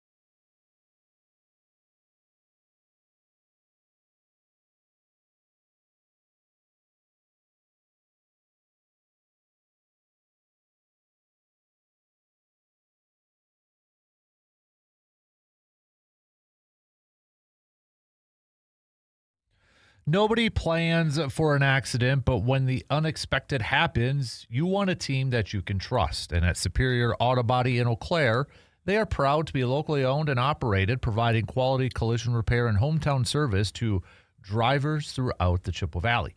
Their experienced team takes pride in every repair, treating your vehicle with the same care and attention that they would give their own. When you need collision repair that you can count on, choose the people who live and work right here in your community. Superior Auto Body in Eau Claire, locally owned, locally trusted, and here to get you back on the road. All right, final call now. We got about 12 minutes until he's on, so final call right now for more questions for Mr. Jake Boats, Conservation Warden for the state of Wisconsin, for our outdoor chat here coming up at the bottom of the hour. So any hunting, fishing, outdoor, whatever type of questions when it comes to some regulations and rules, text it on over to us on that Shoe Doctors bullpen line at 715-830-1912. All right, so we were talking a little Brewers there with Dustin May getting back on track, but Kyle Harrison yesterday, dude, looked awesome. Awesome. You pair that up with Logan Henderson. How about this for a number here? When we look at Miz, Logan Henderson, and Kyle Harrison, all right? We know the ERAs are good. They're stacking up some wins. But National League starters with the highest K rate this season, minimum of 50 innings pitched. Number one is Jacob Mizorowski at 40.6%. Number two, Logan Henderson, 32.3%. Zach Wheeler's third at 31.3%.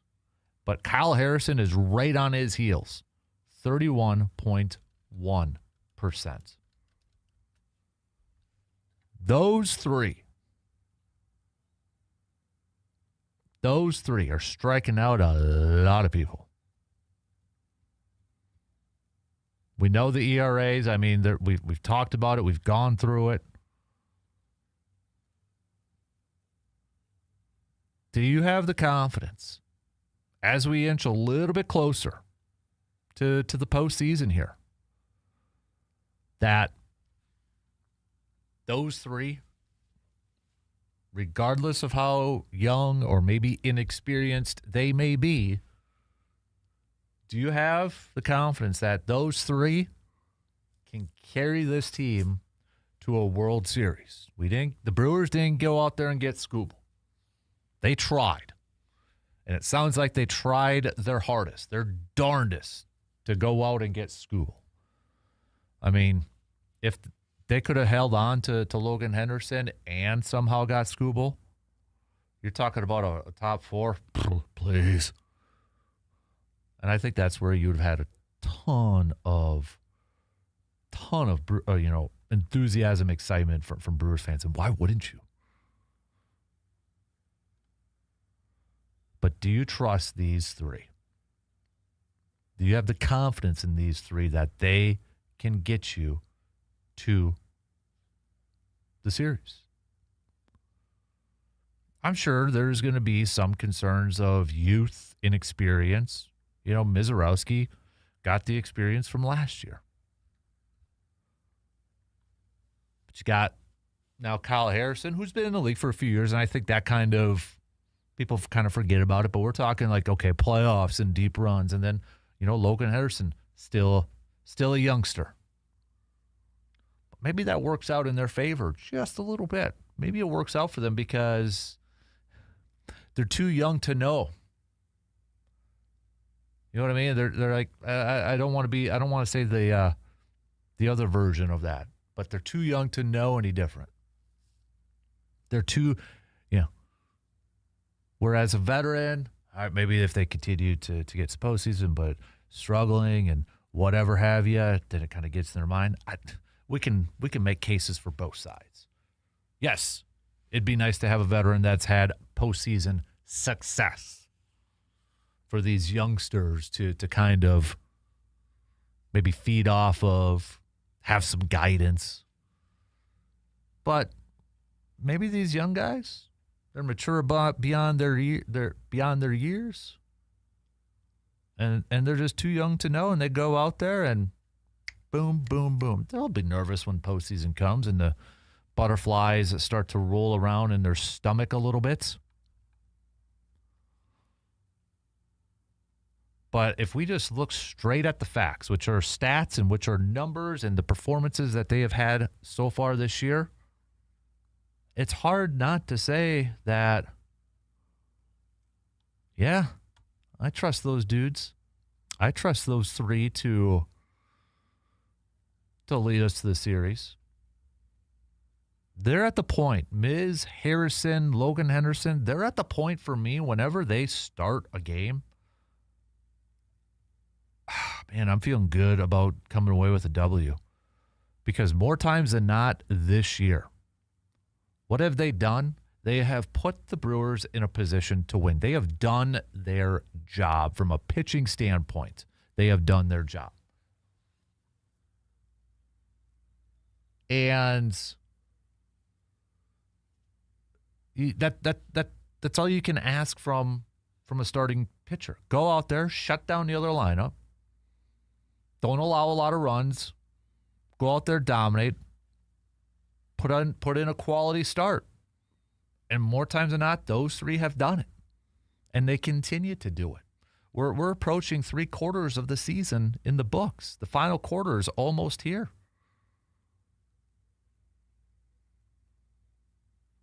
We've seen a decent enough sample size with these three that why shouldn't we have the confidence in those guys to go out there in big moments, in big games? I mean, Kyle Harrison on the mound against Paul Skeens last night. Last year, we were making a big deal about it when it was Miz versus Paul Skeens. And I know Paul Skeens isn't pitching at a high level this year, or highest level. He has set the bar so high, but I trust these three. And I feel good about these three going forward. And if Dustin May can go out there and pitch at a high level, then we know the four. But I think right now, that four starter, if we have an eye towards the postseason, it might be a little bit up in the grabs. I think the Brewers want Dustin May to be it, and Dustin May have the edge.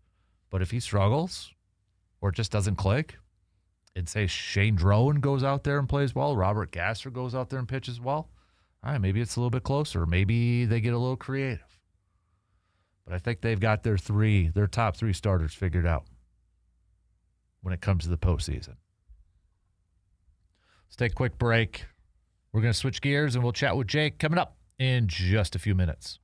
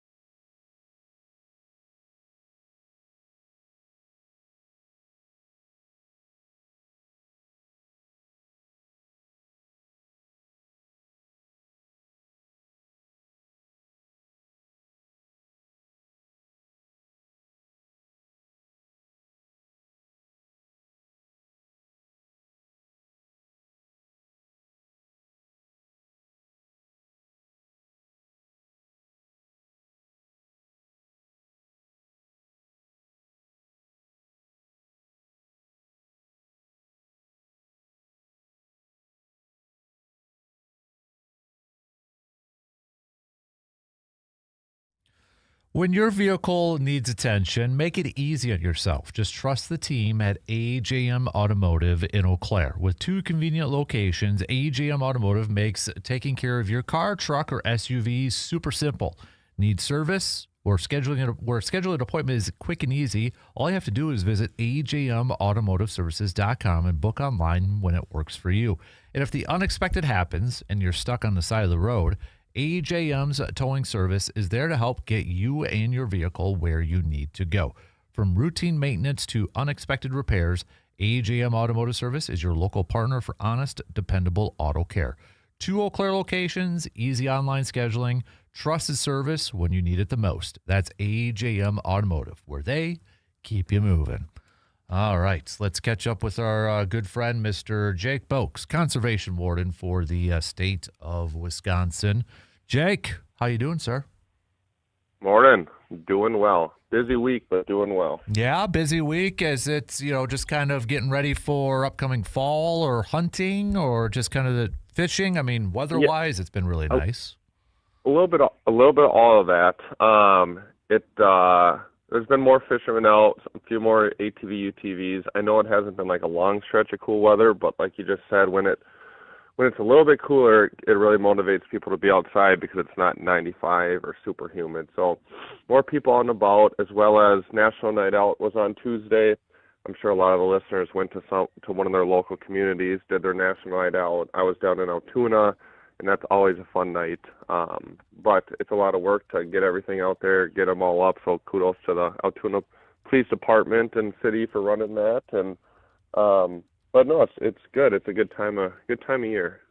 So Jake, lots to do. Oh yeah, definitely. So I know I've been kind of perusing some of the. I know we got tags going on sale here soon and such, but I did see this from the Wisconsin DNR too. Is kind of getting ready for, is it the disabled hunters hunting? Because it's coming up. Like, is there a date in September that is coming up where you got to figure out or apply? Is it? Are you talking about the gun hunt for hunters with disabilities? Yes, that's it. Yeah, so that one's a little bit more unique. You do got to get all the permits, and you got to get signed up for that earlier. The thing about the gun hunt for hunters with disabilities, it's kind of a long thing. That's the season. It's like the first week of October. It looks like this year it's October 3rd through 11th. It's different than the youth deer, and it's different than just being a disabled hunter. That's something where you have to be approved on a list and be hunting on a property that's been approved to kind of have this extra early gun deer season. So you can go online if you're interested in it. If you have a disability, you think you might qualify, it looks like you have up until September 15th to sign up with a sponsor. So go to our website and check that out. The main thing is it's, I don't know why, because I feel like a few 5-10 years ago I wasn't seeing as much of it, but it seems like each year we're kind of running into a few more hunters out on the roads gun hunting in October. And their explanation is that they thought this was a special season for them, and it's not. It's something where it's on a property, you're signed up with a sponsor. It's not just if you have a Class A disability you can go gun hunt October 3rd. Gotcha. Speaking of the youth hunt, Jake, I want to kind of ask you a question on that, just to kind of give a scenario. So say I have a 9-year-old who doesn't have a hunter's education, hasn't graduated from hunter's education. Could they participate in that youth hunt if they're with somebody like their dad or grandpa that has graduated from hunter's education? Yeah. So the youth hunt is kind of treated like a mentored hunt, whether you have your safety or not. So anyone 15 and under can do it. So if you have hunter safety and you're 14 or 15 years old, you can technically hunt by yourself.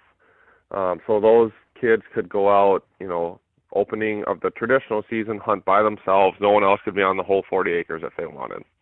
The youth hunt, they have, like a kid like that has to still be with a mentor. So like a 9-year-old, like you're explaining, 100%, they're good to go. They have to be with a mentor during that youth hunt, and they would just buy the mentored youth or the mentored deer hunting license is what you would buy. But everyone 15 and under has to be accompanied during that hunt. Gotcha. Okay. So it's, if I want to take Hudson out, let's say he doesn't have hunter's ed, but I have hunter's ed, he technically could go out there and be for that mentored hunt. Okay. Yep, with you guys, and just check out the mentored hunting rules and the youth hunting rules. But yeah, nope, it's 100% good to go.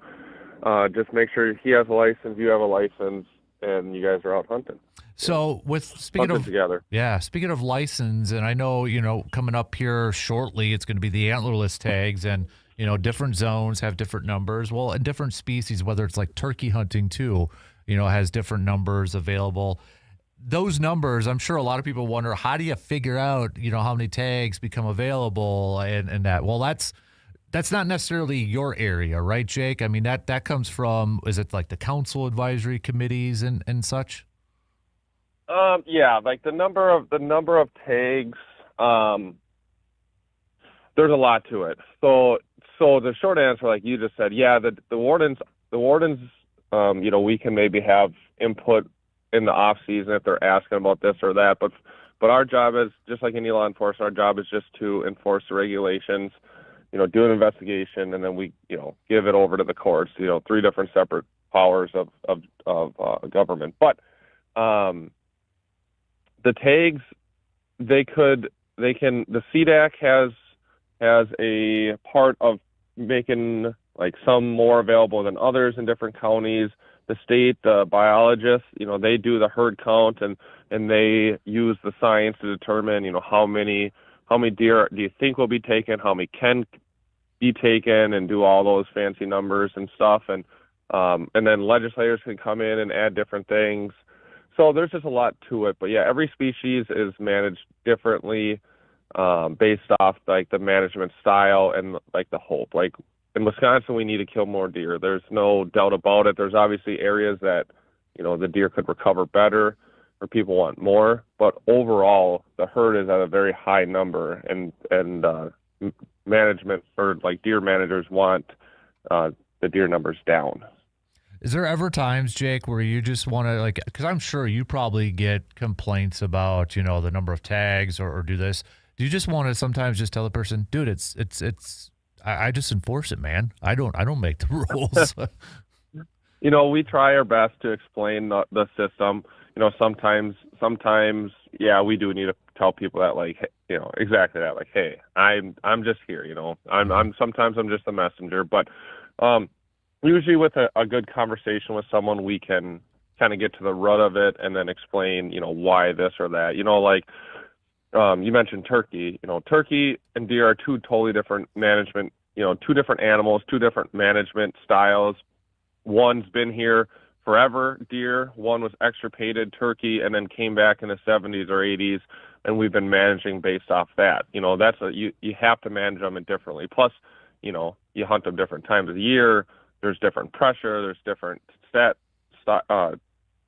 there's different ways to hunt them. So, it's just the numbers, you can't really, it's like comparing apples to oranges. So I trust our staff, our DNR biologists, and I think most of the public does too.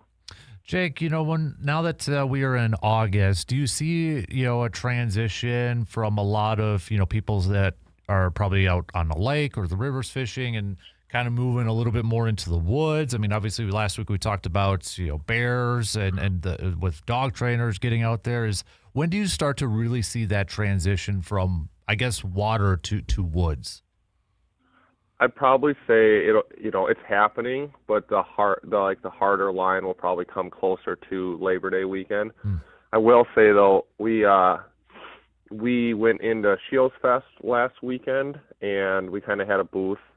We do a lot of PR events as wardens, and that's a good one because obviously there's a lot of good sportsmen and women that go to Shields and whatnot. So we were just there all weekend answering questions for the public, this and that. And when I was there, it was funny because another warden had stopped in and we were kind of talking and we looked around and I think it was just for that moment, but was like 9, 10, 11 people walking by, and every single person had some sort of cell camera in their hands or in their cart. So to your question or to your point is like, yeah, it's on the people's mind. They're getting the cameras, they're getting their stuff ready. So people are getting ready, and rightly so. It's definitely almost that time. So speaking of like trail cameras and cell cameras, maybe just kind of a good refresher with that. Can people put those cameras on public land and leave them up on public land?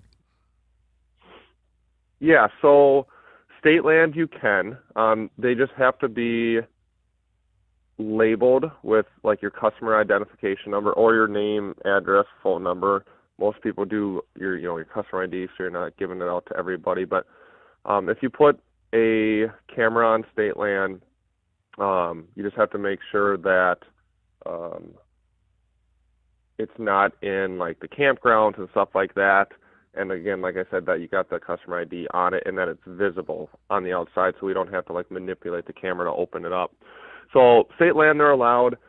The rest, private land, that's up to the private landowner. So if you're hunting on somebody else's private land, ask for, permission. They're legal to use across the state. It's just the permission of the landowner. So private land, if it's your land, obviously, if you're letting other people hunt it, they should be asking you. But, and then county land or other public lands, I'm pretty confident all 72 counties, like the counties allow it, but it's always good to check, because I know we've talked about jurisdiction and different things in the past, how there's local, there's county, there's state, there's federal lands. And, we call them public lands, but I really like to explain them as like they're private land owned by the county, but open to the public for hunting, fishing, trapping, recreation. So they have their own set of rules, just like the state does on their land. So if you are going to hunt county land, you really want to just go and find their hunting page and look through what they do, because sometimes, they're going to allow it.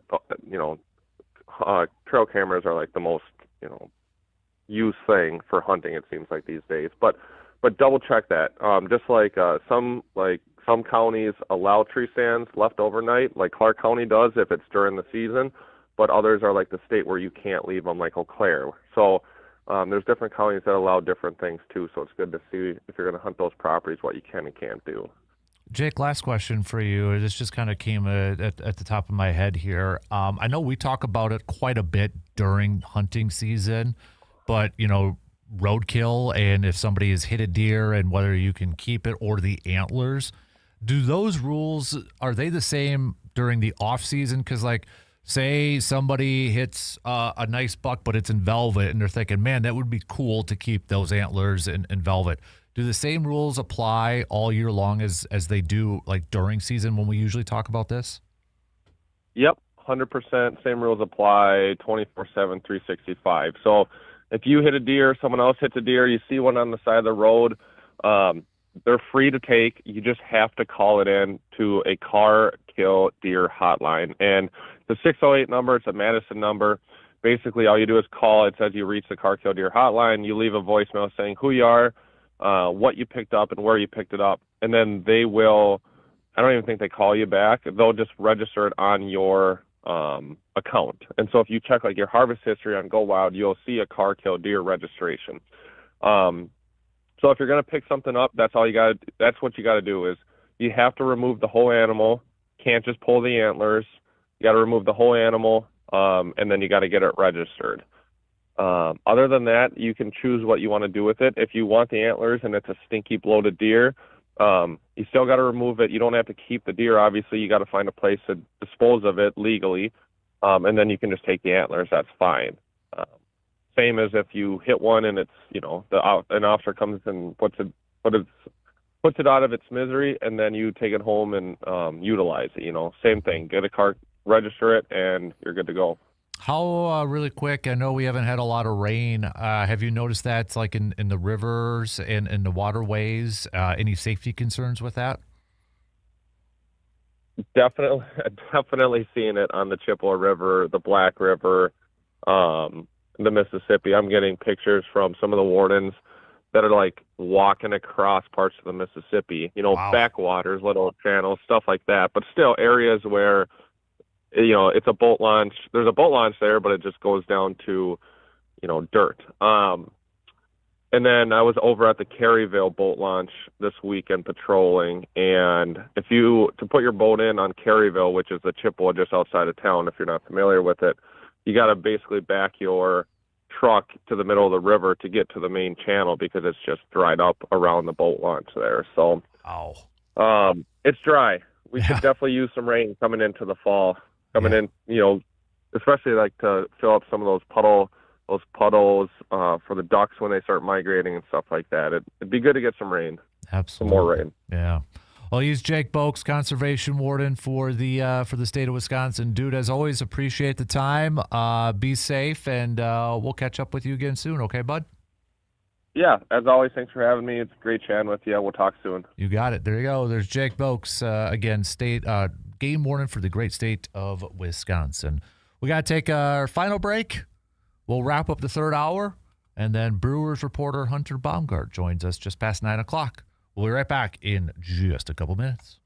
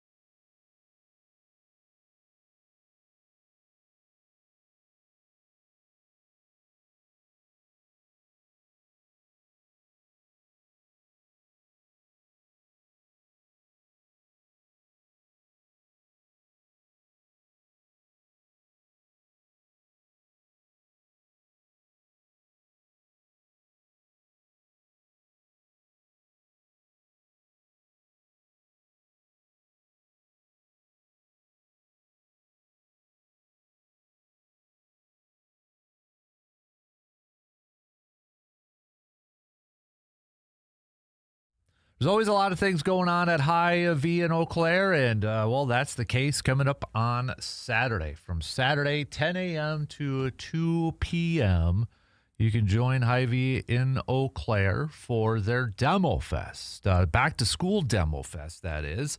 Sample products from brands that you will only find at Hy-Vee, and you can get a head start on the school season, too. And don't forget, they've got the bus over there to help stuff the bus, going from now until August 16th.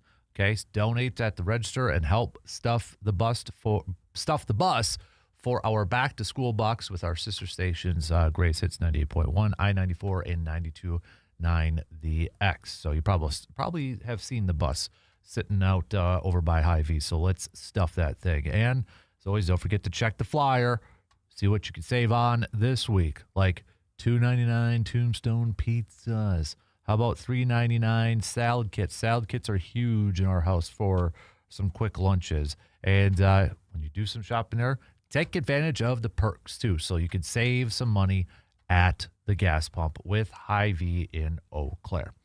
Big thanks again to Jake for joining us. I know we got a couple questions in late, so next time we chat with Jake, I'll try to remember to get those on over to Jake. So as always, you can send them ahead of time. That way we can get those to Jake, 715-830-1912.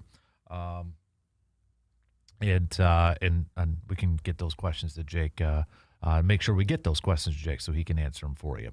Coming up just past the top of the hour, we'll chat with Hunter Baumgardt, Brewers reporter, our good buddy. Will be joining us post-trade season. And then coming off the win last night, Kyle Harris's return, Dustin May's appearance for the Brewers coming our way here in just a few hours, just this afternoon. So we'll talk with Hunter coming up here in a little bit.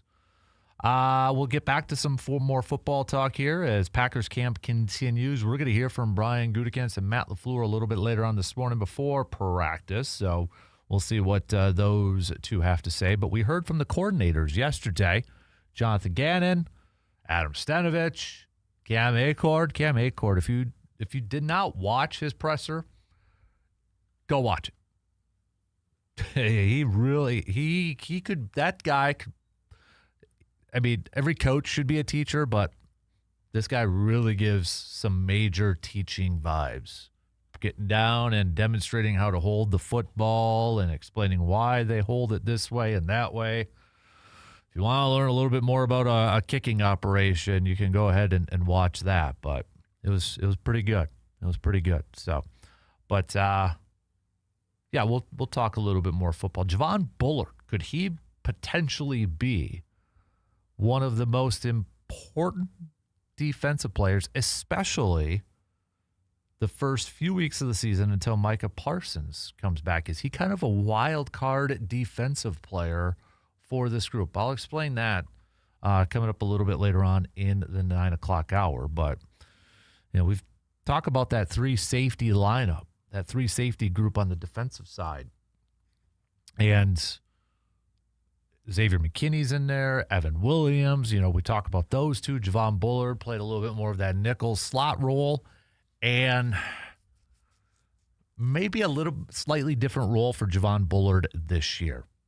And he could be a critical player, critical piece to the overall success of this defense. We'll explain that coming up in the next hour. If you did not get me your 3 ups and 3 downs, it's like stock risers, stock fallers, 3 sports things that are on the rise, 3 sports-related items that are down, falling down.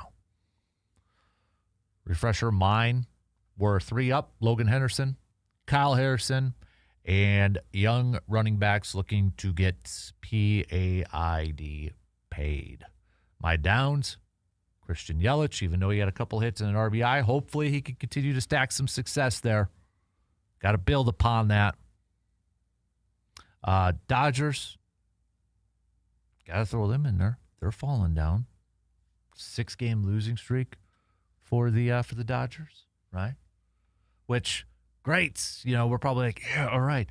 But the Cubs just beat them 3 in a row. So it's like, it'd have to be the Cubs.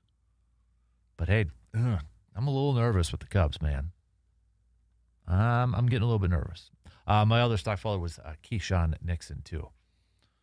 Sounds like at least some of the videos, and I know Bill Huber had him in a little bit of a stock follower, too, in one of his latest pieces a couple days ago. So hopefully turn it around. Could add Brandon Cisse in your top 30. Seems like good stuff coming out of camp from him. Could put Trace Mack in the field goal operation, maybe in some stock followers, too. Maybe not the greatest start to training camp. But, hey, whatever you got, participate in the program. Send me them. 3 up, 3 down. Okay? But, again, we'll kick off the final hour, the happy hour of the program, chatting with our good buddy, Brewers reporter Hunter Baumgardt, Brewers reporter for Fox Sports Radio, 920, host of the baseball pregame show, and Milwaukee Baseball Tonight on Fox Sports 920. So we chatted with Hunter last week ahead of the trade deadline. We'll get his thoughts on what the Brewers did at the deadline. Does he like the moves? And then recapping Kyle Harrison's return last night, looking ahead to Dustin May's start this afternoon. So Hunter will be joining us here. And like Rob from yesterday, if you can't listen to Hunter, if you're going to miss parts of it, those interviews will always be available on the Man Cave podcast. A big thanks. We've had a lot more listens and downloads on the Man Cave podcast, so appreciate that. If you have a few seconds, don't forget to give it a 5-star rating and a positive review. 5-star rating on Spotify, Apple, and then on Apple, a positive review. It helps spread the word of the podcast. So, all right, news updates. 3 hours in. We got one more to go.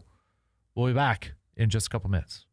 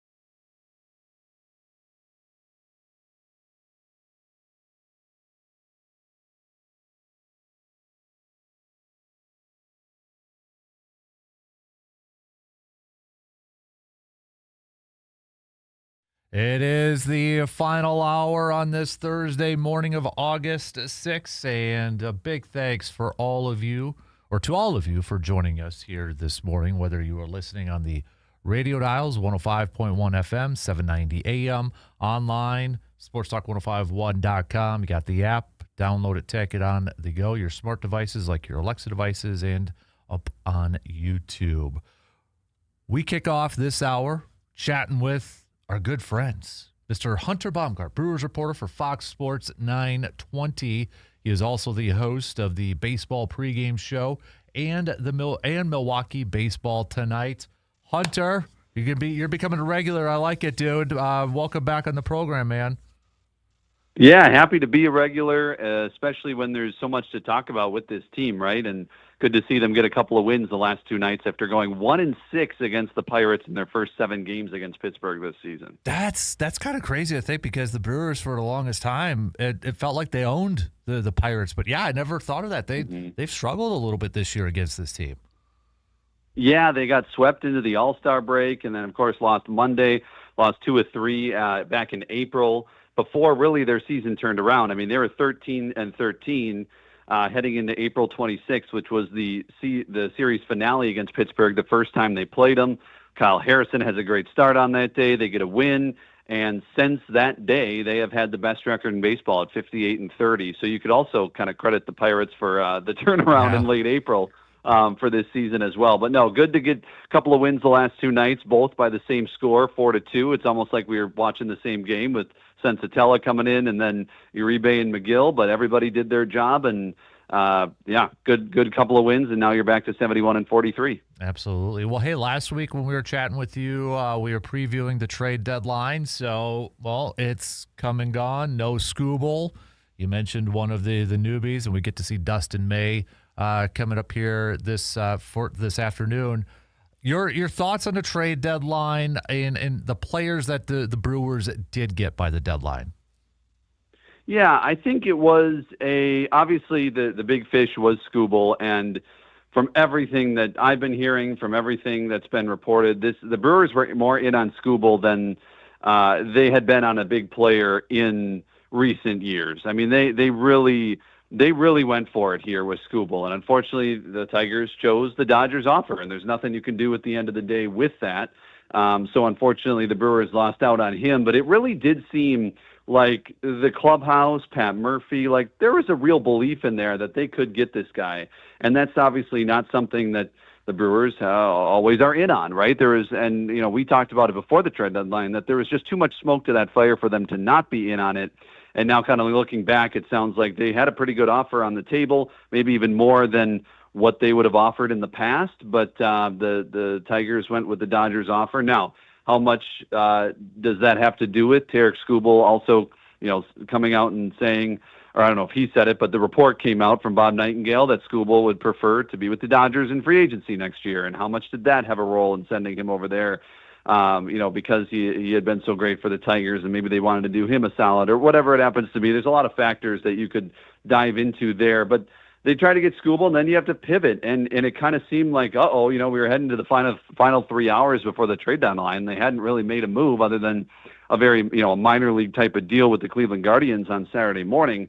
But in the last few hours, I think they did some significant, made some significant moves that could help them. Dustin May and JoJo Romero. We'll see Dustin May today make his debut. I think that's the type of veteran guy you wanted in your rotation down the stretch with a bunch of young guys trying to make up for Brandon Woodruff. Obviously, it's hard to make up for Brandon Woodruff, but this Dustin May pickup, I think, signals them trying to get a veteran, and that they did, even trading within the division, which I did not expect. And then I think the underrated, move of the deadline could be Antonio Sensatella. We've already seen him with a couple of productive outings, and as much as we talked about Skubal and we talked about the starting pitching and what they could add at the trade deadline on that side, I think sometimes we maybe overlooked the need for a reliever, and it feels like they've needed that one more reliever in that bullpen throughout this season, and one more guy to use in the 7th inning, so it doesn't have to be Ashby all the time. And you saw it Tuesday night, you saw it last night, where Sensatella can be really effective in that role, and he hasn't pitched back to, I think it was just the second time this year where he's pitched back to back. So doing that after, getting off the plane and basically pitching on Tuesday night is really impressive. So I think he's going to be a key to that bullpen down the stretch. Overall, I think it was a solid deadline. Could it have been amazing if they would have landed the big fish? Yes, but also you would have had to give up prospects, and there's always a cost to that as well. What can Brewers fans expect from Dustin May? We saw him earlier in the year, had a really great outing against the Brewers. But what kind of pitcher is Dustin May, and what can fans expect from him?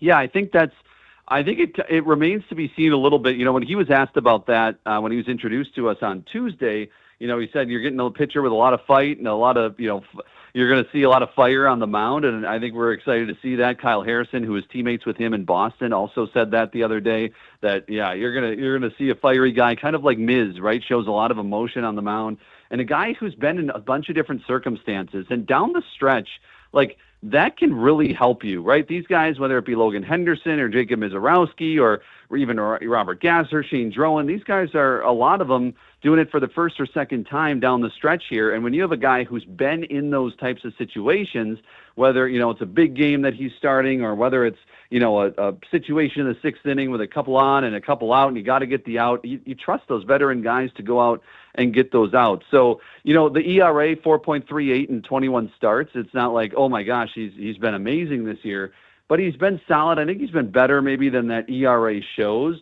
And with the Brewers defense behind him, that could also help him as well. So I think we can expect a pretty solid pitcher. Is he going to be a top of the line, front line number one? Not necessarily. I think you're going to still slot him in. Heck, maybe even behind Henderson for sure. I would think behind Harrison and Miz, and so then maybe even behind Henderson. But boy, you that rotation just looks. Think about it. A week ago compared to now, where you have that rotation of Miz, Harrison, Henderson, May, and then throw in Drowan or Gasser. Right now, they're going to go with a 6-man rotation and have both right now, but that looks a lot better than it did, a week ago, and that's the type of rotation that I think you can compete with in the playoffs. I'm glad you brought up that rotation, especially the top three, if we power rank them, if you will, Miz, Harrison, and Henderson. I mean, those are 3 of the 4 in the National League with the top K rate. Do you almost feel, outside of Mizorowski maybe, that those 3 kind of get overlooked? Maybe it's from some fans or maybe just, from Major League Baseball, like, is this a rotation that can get you deep into the postseason? Because they just go out there and keep producing at such a high level. Totally. I mean, you see, with the only times that Harrison has really struggled this year was when he was leading into that injury, and you just noticed that it just wasn't the same for him. And last night you saw, oh man, he is fresh and healthy, and I think it was really smart by the Brewers to hold him out longer than they probably needed to. Like, he could have probably come back. Like, he was eligible to come back July 24th. He came back August 5th, made that rehab start in between, had a live BP in there as well. They just took their time with him, and I think it's really smart, and you saw it pay dividends already last night with the 10 strikeout performance in just 5 innings. And if he doesn't have the cramping, he could have, his career high is 12 strikeouts. And I feel like he could have passed that possibly if he would have kept going last night, if he didn't have the cramping, which is a non-issue, which is good. But totally. And then you have Henderson, who, the guy in 15 career starts has given up 2 or less earned runs in 14 of those 15 starts. I mean, that's incredible start to his Brewers career. And so, I know he was in a lot of talks, and he heard, there was a lot of rumors about him maybe being part of that Skubal package, and he heard those too. We talked to him about it the other night. But he's like, man, I'm happy to be a Brewer. He said he went up to Matt Arnold and said, thanks for not dishing me out and appreciate you keeping me. And look, he is going to pitch his very best for this team. He's a scrappy pitcher as well. He'll fight and claw to get out of innings. And so, yeah, you really do like that. And I think behind Mizorowski is, Mizorowski gets a lot of the attention. Harrison was a little bit, Harrison had a 0.96 ERA in May, and I think that was when he was getting the height, of his attention. But he pitches the way he did last night down the stretch, and he's going to start to get attention again. And Henderson may be the most underrated starter for a contender right now. Like, it just feels like he is flying under the radar. Sure, he was thrown into those rumors for trade talks and everything like that. But other than that, man, he's going to give you a chance to win, it seems like, every single time he's out there. Brandon Sproat got sent down to AAA. It kind of felt like when we heard Murphy say he was going to have a conversation with Sproat and Matt Arnold that something was going to happen here.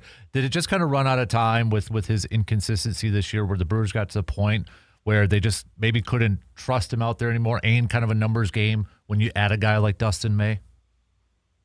Totally. Someone was going to have to be the odd man out, and as much as you want to, invest in a guy and see the guy perform at the major league level, when you give up a guy like Freddie Peralta for him, kind of enough is enough. And I think you're able to say, okay, you know what, it can maybe even be better at AAA as far as he could get more work done there, improve there, and then be back in the major league level at some point. I would not be surprised if he's back at the major league level at some point, whether it's in a relief role or something down the stretch. So we'll see when that is. But if he can work on some things at AAA, I still, he's shown glimpses of being really good. He came out of May. He had a start in Houston. And I remember him telling reporters, like, I just got to focus on getting through 5 innings. And he did for a few starts. And it seemed like, okay, things were maybe trending in the right direction. And then it kind of, July was rocky again. And again, he's not getting through 5 innings. And then you could just kind of tell the other night that was the final straw. Murph taking him out in the middle of that inning. And then you look at the numbers game with May and Harrison coming back and you say, okay, the writing's on the wall here and he's going to be the odd man out. So it makes sense. He told us the other night, like, it's been a rough year and it's tough for that to be the start to your major league career. But if anybody can fix them, I think it's the Milwaukee Brewers, and that's the exciting part about the Brewers system. And maybe he goes to AAA. And look, Pat Murphy literally said that he talked to Brandon Sproat about examples of Brandon Woodruff and Freddie Peralta and Corbin Burns, who all went through struggles when they came up and had to kind of fine tune things, and look where they are all at now. So I think this can be another example of that. Of course, those are, high goals to have, but you want to have that. And Sproat was one of the top prospects in the Mets system when they traded for him. So this guy has a lot of potential. We've seen glimpses, and I think the future can be bright. He just needs to work on a few things. Christian Yelich obviously has been a big topic as of late. Last night, getting a nice ovation, had the big RBI knock to start the scoring, finished with a couple of hits. What are his teammates kind of saying about Christian Yelich? And I know some of our listeners, I'm sure there's others saying, oh, they got to bench Christian Yelich. I can't see Pat Murphy benching Christian Yelich at this point. But what's kind of the talk like with Christian Yelich in your world? Yeah, there's a lot of factors to this, and obviously the production just hasn't been there. He's hitting about 190 since July 1st. Really, June wasn't great either. So it's obviously been a rough go of it, and he himself admitted that to us last night. But, Pat Murphy has obviously been, and you've probably seen it as well and heard, and he's been very much like, we got to encourage this guy and remember what this guy did. And, this guy, there's a lot of production in there. We know who Christian Yelich is and who he can be. And honestly, if we're going to win, we need Christian Yelich to be Christian Yelich. Now, does that mean they need Christian Yelich to be MVP Christian Yelich of 18 and 19?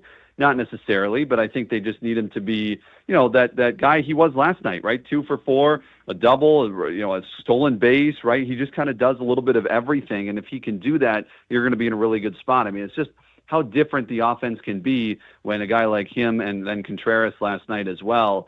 But, Pat Murphy said something interesting before the game yesterday when we were talking to him about it. And he's like, he just came out and said, he's like, well, what do you want me to do? Put Joey Ortiz as the DH? Like, he said that. And he's like, no offense to Joey, but like, everybody has their identity and their role on this team.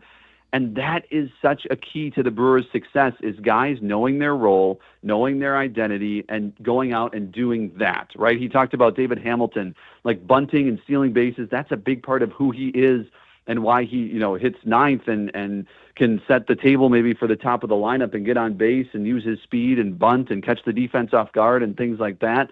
Like, that everybody has their different identity and their different role on the team. And when you start to mess that up and put Yelich on the bench, and I don't know if that's good either. I think you just kind of ride it out with Yelich. Now, I do think moving him down in the order is a good idea, and they did that the last couple of nights. It was going to be down to 7th, but then Bowers has had that abdominal soreness the last couple of days. He's missed a couple of games. So Yelich has been hitting fifth, but that's still obviously, further down than third and fourth, or even leadoff that he was for most of the last couple of months. So that's kind of what Pat Murphy's argument is for not benching him. Now, I don't think anybody in that clubhouse necessarily wants that guy benched. We talked to Andrew Vaughn last night, and he was like, yeah, that guy's our guy. He's the leader in this clubhouse, and, we all look up to him. So I don't think him being on the bench is necessarily going to help them. And so I think as much as it's tough to watch his at-bats and the production hasn't been there, I think you ride it out because, look, if he's hot, if last night sparks something that he's hot for the next 2 months and especially into October, we won't even be talking about June and July. Mm-hmm.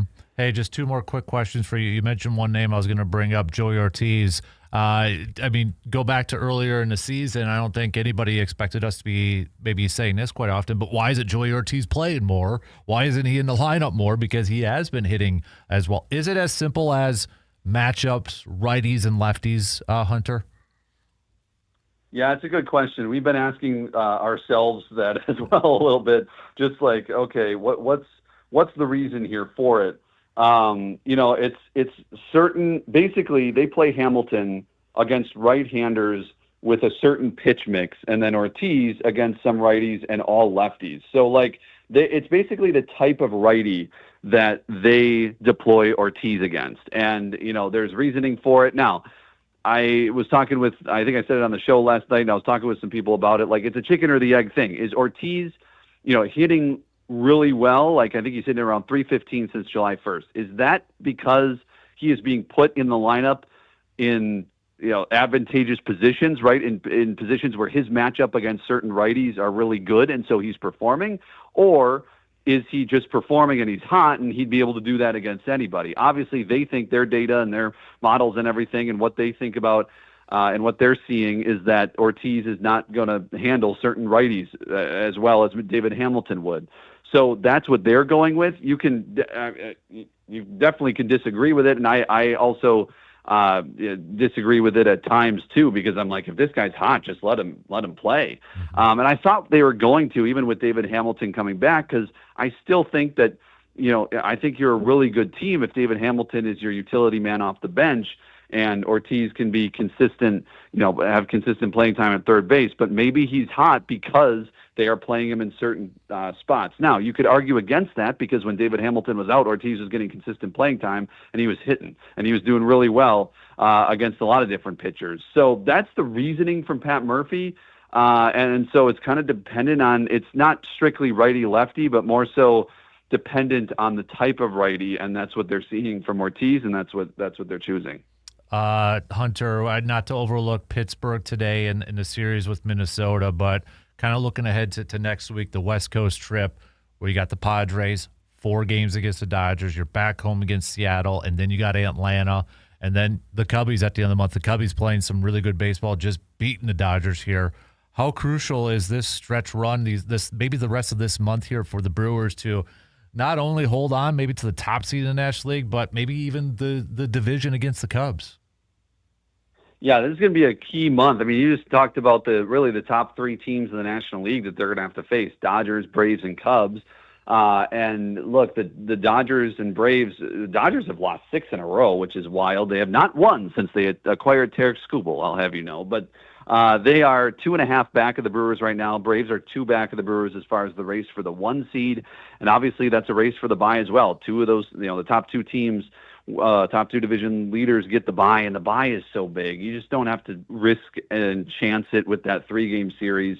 So it'd behoove the Brewers to, obviously win in those head-to-head games, but also today against Pittsburgh and then this weekend against the Twins, beat up on some teams that you can beat and should beat. I think that's key as well, is when you're playing, even a team like Seattle, who's not having that great of a year, go and beat them. And so it's your schedule gets significantly harder after this weekend because you've went through a stretch of Giants and Angels and Pirates and Twins and teams that are, as far as the Pirates and Twins, and they're kind of buyers at the deadline. I don't know how much noise they're really going to make, but they're obviously a tier down from the Brewers. And then you're going into that next stretch, and you're going to face a lot of teams that are in playoff positioning. So it is very key. It's going to be key that the Brewers can hold their own over the next month, but there's nothing to tell us they can't. They've done really well this year overall.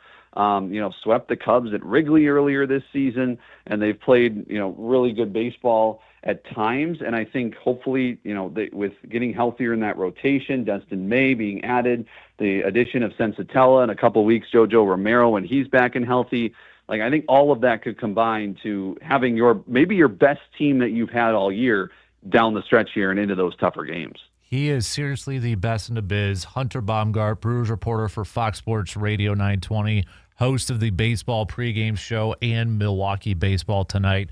Man, I always love chatting baseball with you. Appreciate the time as always, and we'll talk to you again soon, okay, buddy?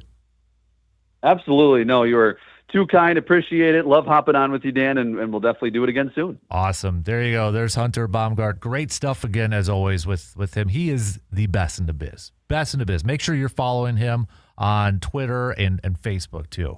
I mean, you want some great baseball Brewers content, the videos that he posts, stuff. It's awesome. Big thanks to Hunter for joining us here this morning.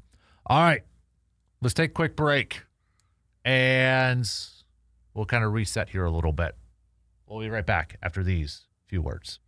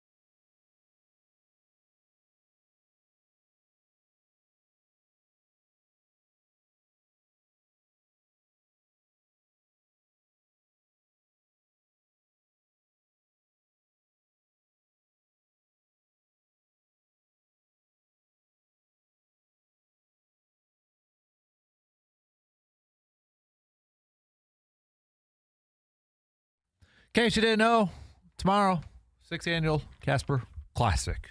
Let's give another shout out to our partners, presenting sponsor Window World, beverage sponsor Park Ridge Distributing, meal sponsor Hy-Vee, other partners Muldoon's, Service Master, Edward Jones, Financial Advisor, Kelsey Nicolai, Dudodge, Cambridge, VFW Post 305, Myron Construction. We got Superior Auto Body, Home Oasis, Residence Branding Company, Clayfa Construction, Carpet City Flooring Center, AGM Automotive, and Economy Furniture. A huge thanks to everybody for partnering with us for the 6th annual Kasper Classic, and all of you, thank you, all of you, for signing up for the players and for everybody who donated prizes too, for raffle prizes. I cannot thank you enough. Okay, I know we got Paul, we got Service Master, Meyer Construction, HBS Systems. I mean, VFW Post 305. My office is full right now. It's full. I know we've got Chippewa River Industries is also going to be donating stuff. We got Spectrum Industries. We got Brandon's mom and Rocky. Brandon donating. Lots of stuff. Thank you for those raffle prize donations, because 100% of those proceeds are going to Backyard Dreams. I cannot thank you enough. So everybody who has donated a raffle prize, our partners, our whole sponsors, our presenting sponsors, and you, the golfers. Okay, you, the golfers, a big thanks for signing up to play again in this year's Kasper Classic.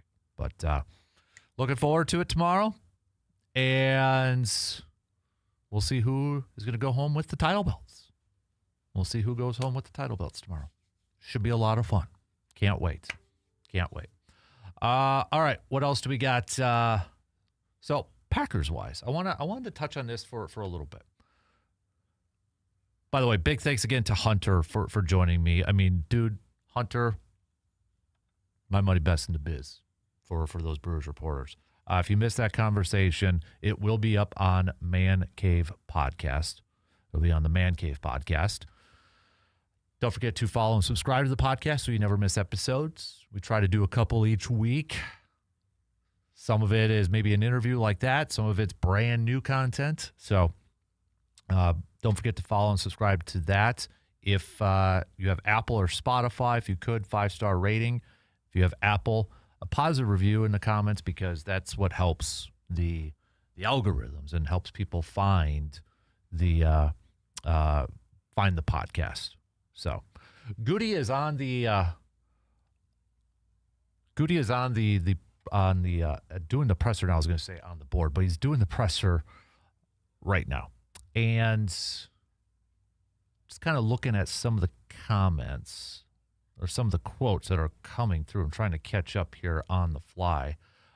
He says he likes how Brandon Cisse is transitioning to the NFL. He looks like the guy we evaluated.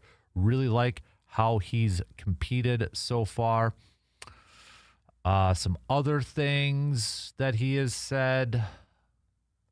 Anthony Campbell has been a name, too, has really been popping up so far in camp. And a lot of it has been because he's been batting down a lot of balls at the line of scrimmage, so using his length. That might help on some field goals and extra points, too. But he did say he'd like to have a second kicker on his roster. Long snapper Matt Orzech's injury that placed him on the PUP changed the calculus because Packers had to bring in a second snapper. He likes how Trey Smack is progressing, but still wants to add a second kicker. That's according to Ryan Wood. Marshawn Lloyd, he said, quote, "I'm excited for him very early. We've got a long way to go.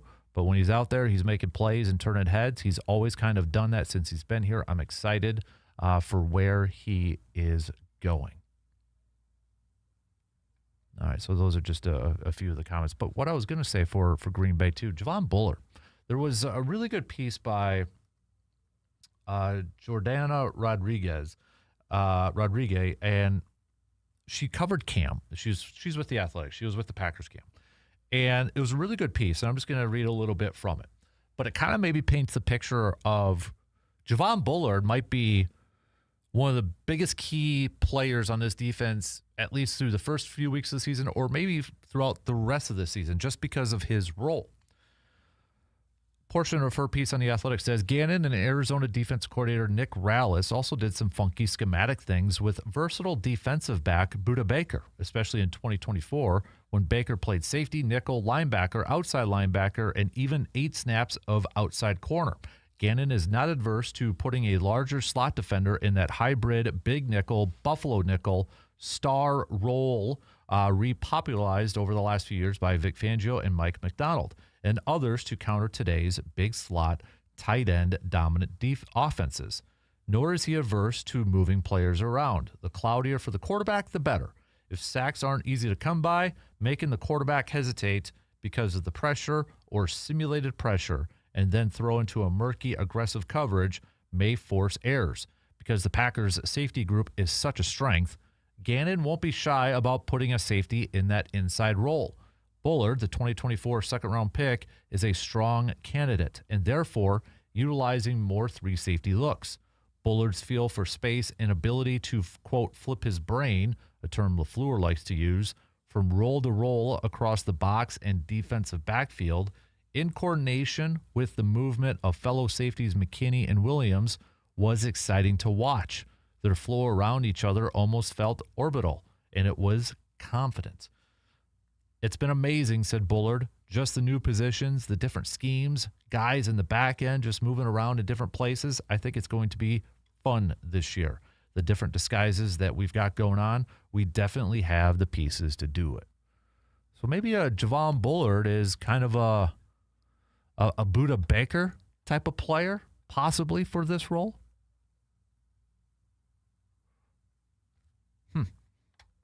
But yeah, I think you could put his name into the mix. If we ask who's going to be a wild card defense player or maybe an underrated defensive player or perhaps a very key defense player, especially in the first few weeks of the season without Micah Parsons, put Javon Bullard's name into that mix. All right, we got to take a quick break. We'll have more comments here from Brian Gutekunst coming up after these few words.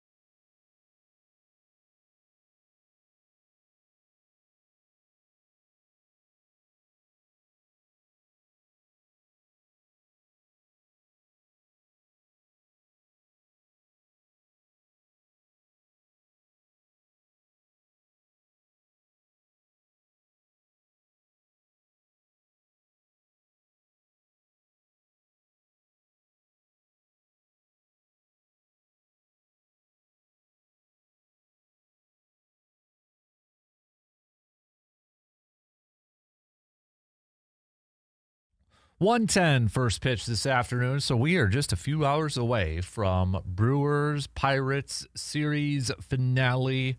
We got Dustin May on the mound for the Brewers to make his first start for the Crew since being traded from the Cardinals. On the other side, going for the Pirates is Braxton Ashcraft. He is bringing his 11-4 record, 3.96 ERA. In the month of July, let's just kind of break it down what he's done lately here. Month of July was a little bit of a struggle for him. 2-1, but a 7.78 ERA. He had a couple games where he gave up 5 earned runs against Milwaukee back on the 11th. Followed it up by giving up 7 earned runs in just 3 innings against the Yankees. And his final game in July, 4 runs against the Cubbies. Now, his previous start was against Cincinnati back on the 1st. He went 5 innings, 2 hits, 1 earned run being a solo shot. So what version will we see from him? He's been racking up some of the wins. I mean, June, he was 3-1, but a 4.82 ERA. May, he just got off to, May was a great month for him. He was 4-0 in 6 games started with a 1.99 ERA. And then, you got Dustin May, where if we look at what he has done recently, it'd have to be with, obviously, the Cardinals. But in the month of June, he pitched in 6 games and had a 4.62 ERA. Or, excuse me, that was July. Month of June, he was 4 games with a 3.57 ERA. And then May, 3.86. April, he had a 4.05. His latest game was against the Cubbies back on the 29th, where he went 5 innings, but he only gave up 1 hit, no earned runs, couple walks, 3 Ks. Not a big-time strikeout guy. He's a ground ball pitcher, which is nothing new for the Brewers. He did have 8 strikeouts against the Reds back on the 24th. Gave up 7 hits, just 1 earned run. So his last 2 games, he's been pretty solid. And I'm excited to see what he can do with Chris Hook, with Jim Henderson, with Contreras or Sanchez behind the dish, to see if his game can maybe take another step, elevate it a little bit. I think that's the exciting thing. I think if you're a Brewers fan, yeah, we did get Scooble, and I was a little disappointed too. But you know what? We move on. Okay, we move on. And we roll with what we got. We're good with Miz. We're good with Harrison. We're good with Henderson. Now let's see what we got with Dustin May. And this is going to be our first glimpse. And if he can go out there, and I'm not going to expect Dustin May to maybe be like a Kyle Harrison or even a Logan Henderson and throw up a 2-something ERA or 1-something. That'd be awesome. And never say never, I guess. It'd be awesome. But, if he's our 4th starter and he's got like a low 3 ERA, I think you take that. And going to a ball club that's in first place, I think that would motivate anybody, and that would get anybody excited about, all right, dial it in, focus in, here we go. I'm rejuvenated, I'm excited, I'm a little bit more, okay, let's go, baby. And I hope that's and as you heard Hunter talk about too, he's a kind of a fiery personality type of player. All right, now you're on a first place team. Let's see that emotion, and hopefully it leads to a lot of wins for this team. All right. I know we got to make picks coming up at the back end or for our last segment, because we do got to take one more break coming up here. But again, I just want to throw another quick reminder. No program tomorrow because we will be over at Lake Hallie Golf Course. Lake Hallie Golf Course, because it's the 6th annual Kasper Classic coming your way. So no program tomorrow as we get set, and we'll actually be right now, 24 hours from now, be 13 minutes away from the 10 a.m. group teeing off. So big. I can't thank all of our partners and people, friends who donated raffle prizes, and all of you golfers who signed up. Should be a fun time tomorrow.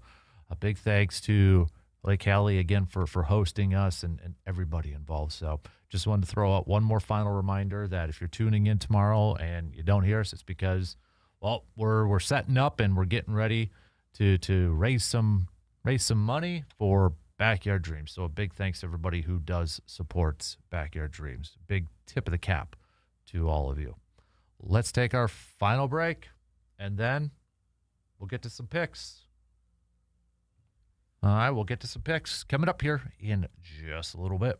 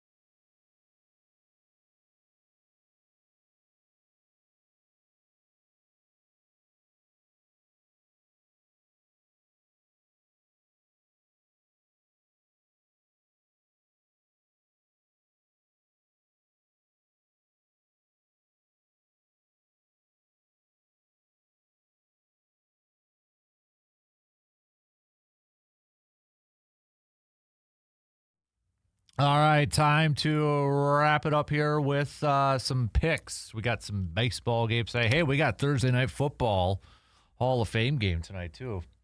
Heck, why not? Let's make that pick too, shall we? Let's start off with baseball though. We got Angels versus Baltimore. I'll go Baltimore. Athletics versus the Reds. Give me the Reds. Mets, Guardians. I'll go with Guardians. Still weird to see Foster Griffin's name there. Toronto versus the Cubs, man. Dylan Cease, though, going for Toronto. Come on, I'll go Blue Jays. Not confident, though, in that at all. We've got Detroit taking on Seattle. I will take I'll go Seattle. Washington taking on Philadelphia. Give me the Phillies. Philadelphia Phillies. With the White Sox and Boston, I will go with the Red Sox. Miami versus the Braves. I'll go Braves. Twins, Royals. Go Twins. That game's on ESPN, by the way. Padres versus the Diamondbacks. I'll go Padres. And then Pittsburgh versus the Brewers. Let's go Dustin May getting his first win as a Brewer.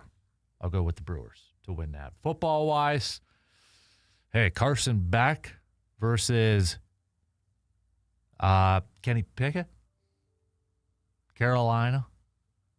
Cardinals. I'm going Carolina. I'll go Carolina. So, let's, yeah,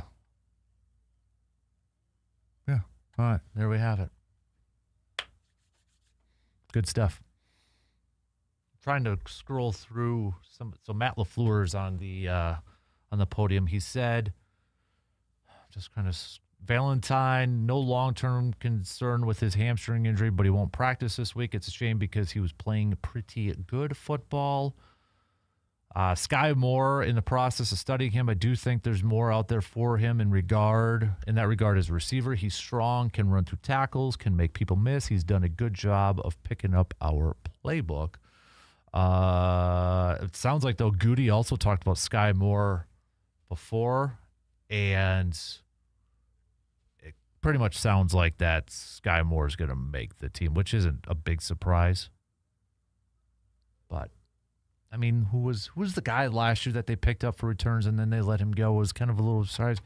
It was with the Chiefs. You know who I'm talking about, but they ended up cutting him too. But, all right, what else? I'm just trying to, because I only got a couple minutes left. I thought there was something else from Goody that I wanted to. Yeah. Goody's comment about Sky Moore. I think Sky is going to help us as a returner and receiver. I expect him to be a part of our squad. There was something else that caught my eye from Goody, but I don't think I'm going to find it in time. So I'll have to look at it during the break. Typical GM speak for a lot of this stuff, though. So, okay. Oh, it was something about Lucas Musgrave. Here we go. Packers need to wait a certain period of time on Luke Musgrave before reevaluating his neck issue, Goody said. So no update on him. That's not great. That's not great at all. I still think they got to go out there and they got to go find a veteran tight end. They need better depth. They need better depth at that position. Gosh.